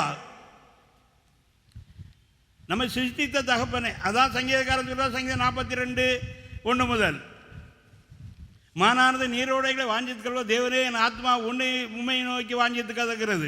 எப்பொழுது தேவனை காண்பேன் என்று இருக்கிற என்று சொல்லுகிறார். என் மாம்சமும் வாஞ்சிக்கிறது என்று சொல்லுகிறார். அதாவது மான்கள் தேரிக்காட்டில், அதாவது மணல் காட்டில், பாலைவனங்களில் இருக்கும். தாகம் எடுத்து அங்கே பார்க்கும், அங்கே ஒரு குளம் இருக்கிறது போல. அங்கே ஓடி பார்க்க அது காணல் நீர். திரும்ப கதறிக்கிட்டு பார்க்கும், அங்கே ஒரு குளம் இருக்குது போல, அது காணல் நீர். ஆனால் மானுக்கு ஒரு சக்தி உண்டு. தன்னுடைய மோப்ப சக்தியினால் தண்ணீர் எங்கேயாவது நீர் ஓடைகள் இருக்கும். 8-10 பேரிச்சம்பழ மரங்கள் இருக்கும். போய் தண்ணி குத்து ஆகத்தை கொடுக்கணும். ஆனால் மனிதனுடைய ஆத்மா இறைவனுக்காக சிருஷ்டிக்கப்பட்டது. அது இறைவனை தேடுகிறது. ஆனால் மனுஷன் புசிக்கிறதுனால, குடிக்கிறதுனால, விபச்சரிக்கிறதுனால, சீனிமா பார்க்கறதுனால, சுற்றுலா போகிறதுனால, ஒடுக்கிறதுனால அதை திருப்தி எடுத்த பார்க்கிறான். கர்த்தர் சொல்கிறார், இந்த தண்ணீரை குடிக்கிறவனுக்கு மறுபடியும் தாகம் உண்டாகும். என்னிடத்தில் பால் மனவருக்கு ஒரு காலம் தாகம் உண்டாகும், அவனுக்குள்ளே நித்திய காலமாய் நீ ஊறுகிற நீர் ஊற்றாயிருக்கும் என்றார். யோவான் 4:14. தேவனுடைய பரிசுத்த நாம ஸ்தோத்திரம் உண்டாவது. நீ இறைவனை அறிந்து கொள்ளும்படியாக உன்னிலே இந்த தாகம் உண்டாகிறது, பாவ ஆசை உண்டாகிறது. உன்னுடைய ஆத்மா இறைவனை தேடுகிறது. இறைவனை நீ கண்டுகொள்ளும் மட்டும் மெய்யான இறைவன்கிட்ட எந்த தெய்வத்தை உனக்கு திருப்தி இருக்காது, சமாதானம் இருக்காது, ஆசீர்வாதம் இருக்காது, நிறைவு இருக்காது. எப்பொழுது இறைவனாய் இயேசு ஒன்றே வருகிறாயோ அப்பொழுதே உனக்கு திருப்தி உண்டாகும். இயேசு ஒன்றே வா, கர்த்தர் உன்னை அழைக்கிறார். மனிதனை வெளியே வா, மேலே பார், உன் தேவனை நோக்கி பார். தீமை விட்டு ஓடு, தீமை விட்டு விடா, தீமை செய்யாத. தீமை செய்கிறவர்கள் திடப்படுவதில்லை. வாசிக்கலாம், யாத்திராகமம் 23:2. தீமை செய்ய திரளான பேர்களை பின்பற்றாது இருப்பாயாக. தீமை செய்ய திரளான பேர்களை பின்பற்றாது. அநேகர் ரவுடிசம் என்றால் தீமை செய்கிறார்கள். உனக்கு நான் சொல்லுகிறேன், நீ தீமை செய்கிறதை விட்டுவிடு. தீமை செய்ய திரளான பேர்களை பின்பற்றாதிருப்பாக. நல்ல செய்கிற 4 பேர்கிட்ட அவர்களை பின்பற்று. தீமை செய்ய பாம்பேல எல்லாம் ரவுடிகள் இருந்தவங்க ரவுடியை காணல, எல்லாம் சுட்டு எடுத்துட்டான் போலீஸு. போலீஸ் கேட்குறப்பெல்லாம் பணம் கொடுக்கணும், பணம் கொடுக்கலன்னா உடனே அது என்கவுண்டர்னு சொல்லி சுட்டுட்டோம்னு சொல்லுவான். ஆனால் என்கவுண்டர் நடக்கும் பொழுது என்ன ஒரு போலீஸு கூட சாவில். ரவுடிகள் விஷயம் என்ன தெரியுமா, அவனை பிடிச்சி வேனில் வச்சு கொண்டு போகிறது. கொஞ்சம் கொண்டு சரி இறங்கி ஓடி போகணும். ஓட விட்டு பின்னால் இருந்து சுட்டுறான். அதுக்கு என்கவுண்டர்னு போலீஸ் போய் சொல்கிறான். ரவுடிகள் சீக்கிரமாக அழிந்து போவார். ஒன்று அவருக்குள்ளே கொலை உண்டாகி சாவார்கள், இன்னொன்று தேவ தண்டனை உண்டாகும், மூன்றாவது போலீஸ் ஒன்றை சுட்டு கொல்லுவான். நீ துன்மார்க்கத்தை விட்டுவிடு, தீமை விட்டு விலகு, இறைவனண்ட வா. தீமை செய்ய திரளான பேர்களை பின்பற்றாக. இப்போ இந்த உலகத்தில் மக்கள் தீமை செய்ய கூடிக் கொள்கிறார்கள். ஆனால் அவர்களுள்ள ஐக்கியம்லாம் ஒன்றும் கிடையாது.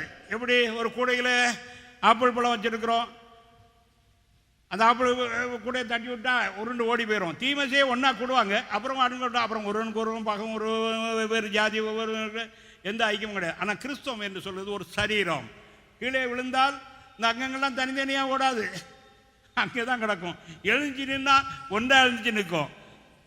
கிறிஸ்தவம் என்றால் என்ன? இங்கே வேறுபாடு கிடையாது, இங்கே வித்தியாசம் கிடையாது, இங்கே ஒரே சரீரமாக இணைக்கப்படுகிறார்கள். தேவனுடைய பரிசுத்த நாம ஸ்தோத்திரம் உண்டாவதாக. ரட்சிக்கப்படாதவன் ரட்சிப்பை பற்றி பேசுவான், தாழ்மை இல்லாமல் தாழ்மை பற்றி பேசுவான், பரிசுத்தம் பரிசுத்தம் என்று வெறும் தியரி பேசிக்கொண்டு அநேக போதர்கள் தெரிகிறார்கள். அடா ஐயா, அனுபவம் என்று நீ ரட்சிக்கப்பட்டிருக்கிறியா? தேவனுடைய பரிசுத்த நாம ஸ்தோத்திரம். ரட்சிக்கப்படு ரட்சிக்கப்படு ரட்சிக்கப்படு என்ன செய்ய வேண்டும் என்று சொல்லி கேளு, அதை தேடு. மெய்யான இறைவனை தேட மட்டும் இன்றைக்கு விற்கிறாரான பல தெய்வங்களை கும்பிடுறவர்கள் ஒருபோதும் திருப்தி அடையார்கள், சமாதானம் அடையார்கள், அவர்களுக்கு பூரணத்துவம் உண்டாகாது. மதவெறி, ஜாதி வெறி, பாசவெறி இதெல்லாம் மக்களுக்கு வேண்டாம். ஏனென்றால் இவைகள்லாம் ரொம்ப குறுகினது உண்டு. சில காலங்களுக்கு முன்னால் நான் அறிவித்தேன், இந்த திமுக அரசாட்சி வந்திருக்குது, கண்டிப்பாக 3 தலைமுறைக்கு எடுத்து விடுவான். எப்படின்னா இந்தி படிக்கக்கூடாது என்று சொல்லி சட்டம் உண்டு.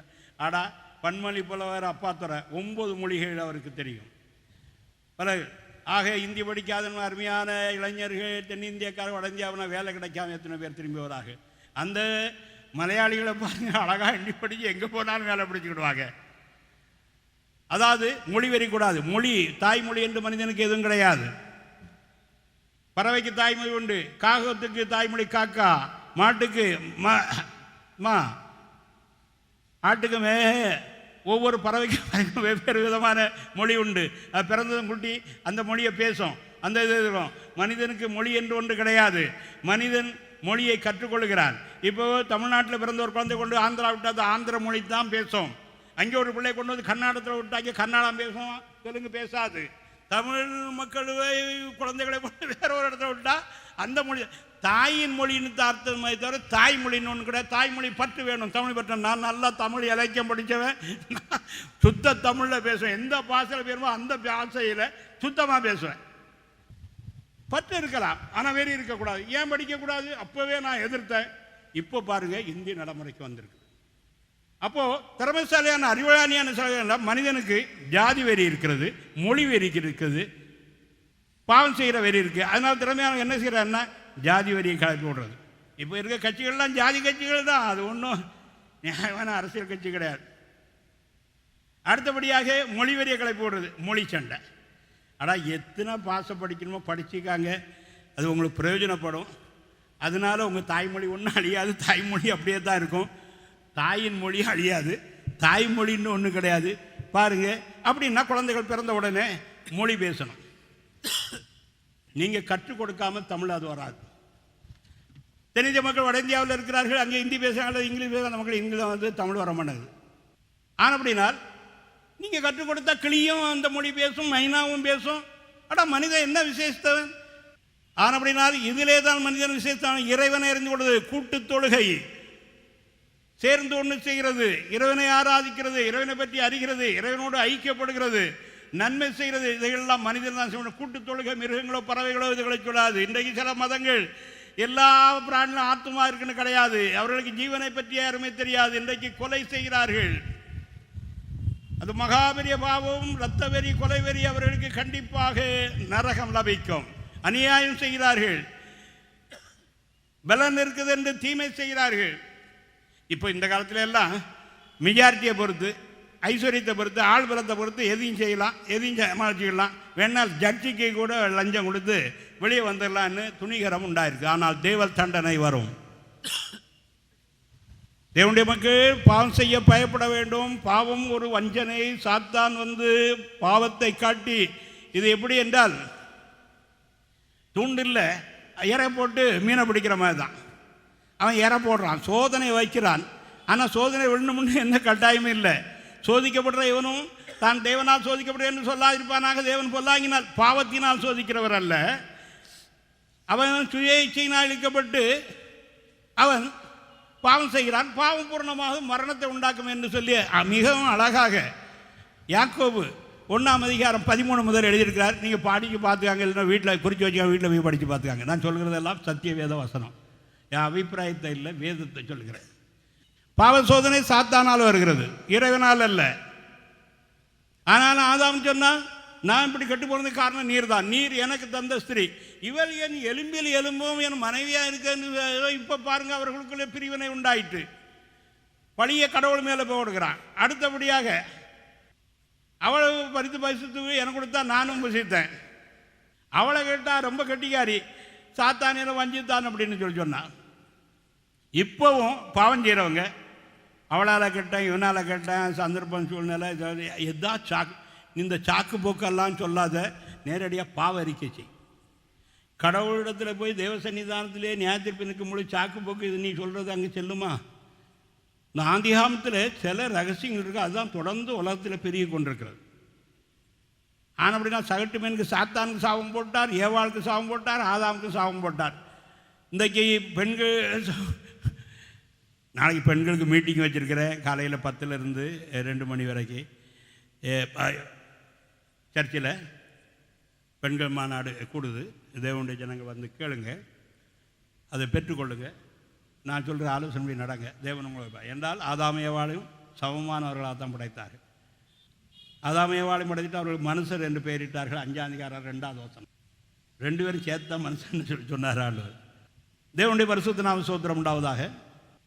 இறைவனுடைய அருமையான திட்டம் ஆண்களையும் பெண்களையும் குறித்து எவ்வளவு அருமையாக இருக்கிறது. ஒரு சரியான ஸ்திரீ எவ்விதமாக இருப்பார், எவ்விதமாக இருந்தால் எவ்விதமாக இருப்பாக, அவர்களுடைய முக்கியமாக கடமைகள் என்ன, இதெல்லாம் கருத்து சித்தமாக நாளைக்கு நான் சொல்கிறேன் சுருக்கமாக. கொஞ்ச நேரம் தான் பேசுவேன், கொஞ்ச நேரம் பேசுகிறது தான் சந்தர்ப்பம் இருக்குது. என்ன மாலையில் 6 கன்வென்ஷன் இதாகணும். தேவனுடைய பரிசுத்த நாம ஸ்தோத்திரம்டா. ஆனபடினால் இயேசு கிறிஸ்துவை விசுவாசத்தை ஏற்றுக்கொள்ளாதவர்கள் இயேசு கிறிஸ்துவை ஏற்றுக்கொள்ளுங்கள். அவர்தான் இறைவன், தன்னுடைய தகப்பன், தன்னை சிருஷ்டித்தவர், தன்னுடைய இரட்சகர்.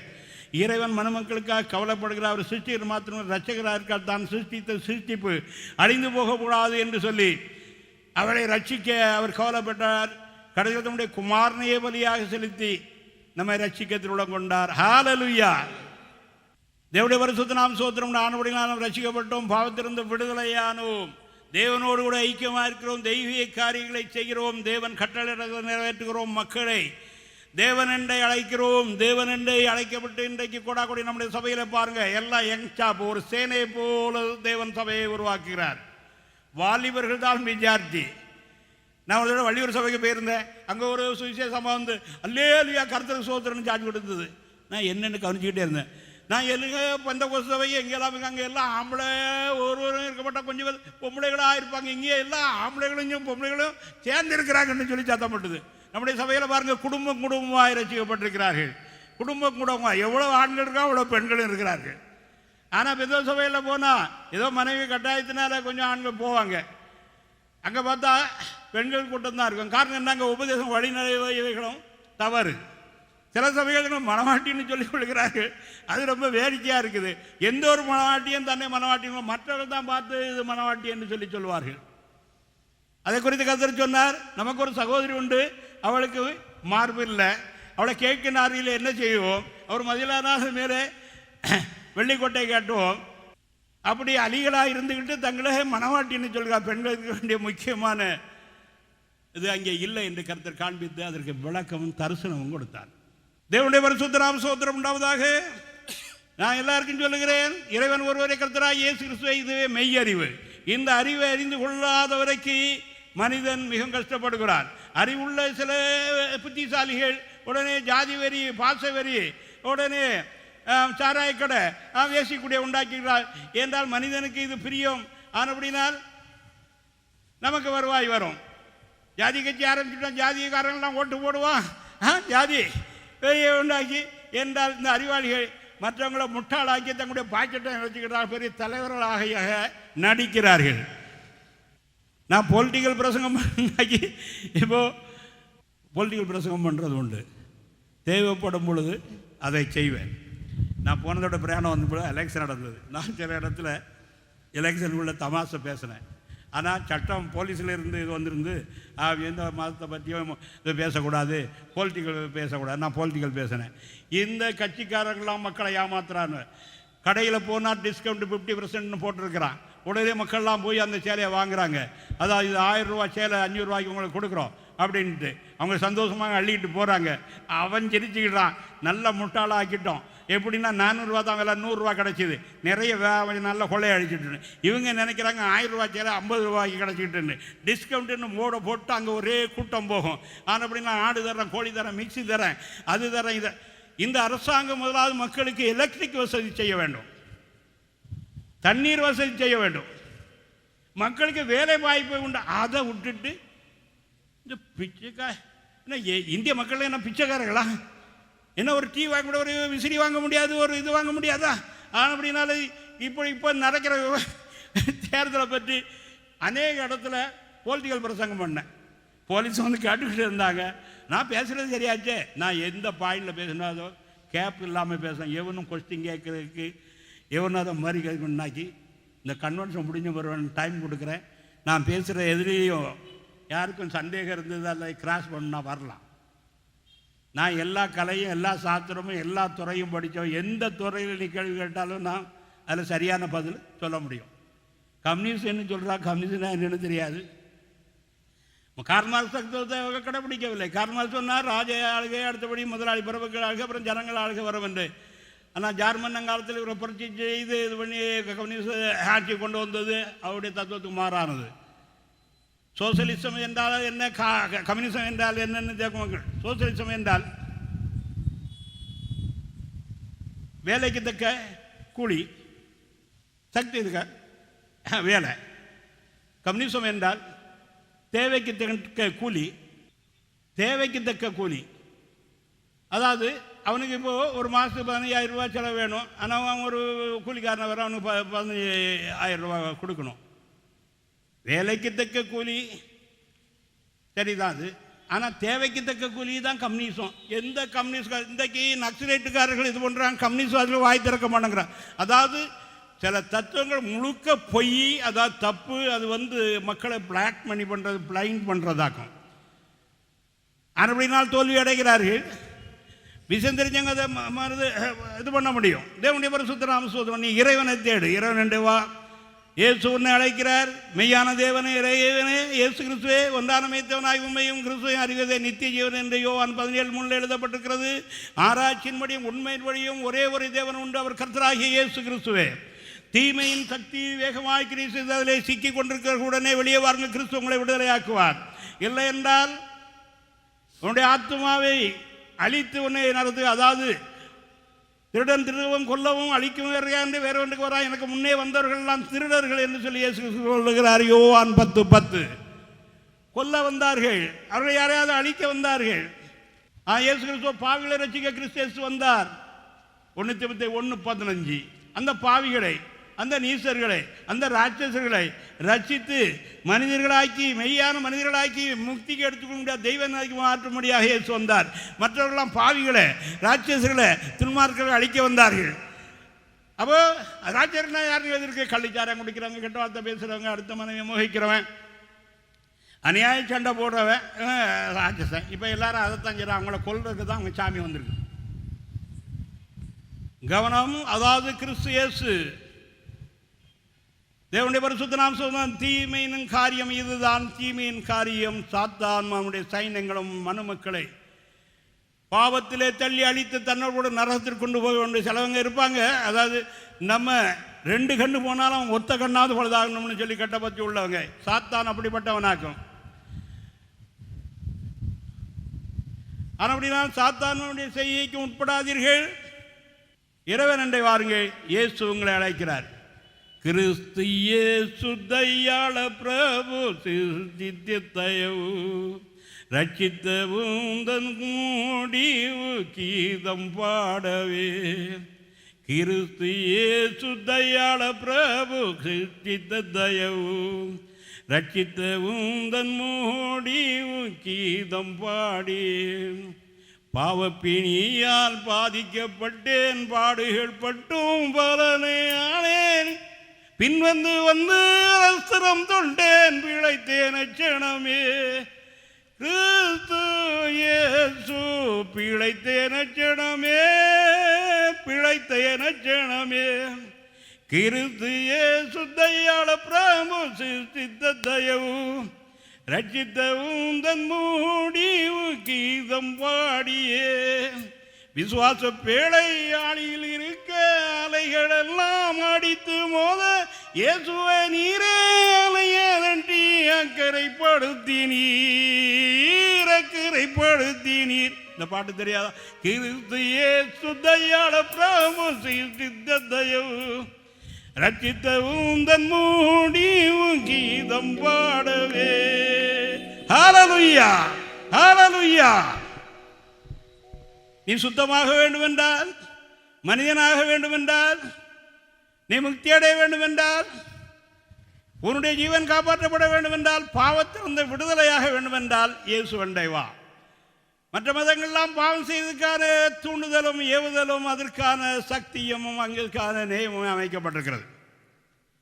சித்த வேதத்திலே சிவானந்தர் சொல்கிறார், இவ்விதமாய் புணர்ச்சி மூலமாக, அதாவது போகத்தின் மூலமாக யோகம் உடைத்து முக்தி அடையலாம் என்று. ஆனால் பலவிதமான தத்துவங்கள் படித்தவன் அவர் எதிரே சிக்கிறார். இன்றைக்கு பெரிய பெரிய ஆச்சாரிய குருக்கள் சங்கராச்சாரிய அவர்கள் சொல்கிறார். ஆனால் எல்லாரும் யோகம் ஞானம் அப்படி என்று சொல்லிட்டு எல்லாம் செக்ஸ் காரியத்திலே உழண்டு கொண்டிருக்கிறார்கள், தடுமாறுகிறார்கள்.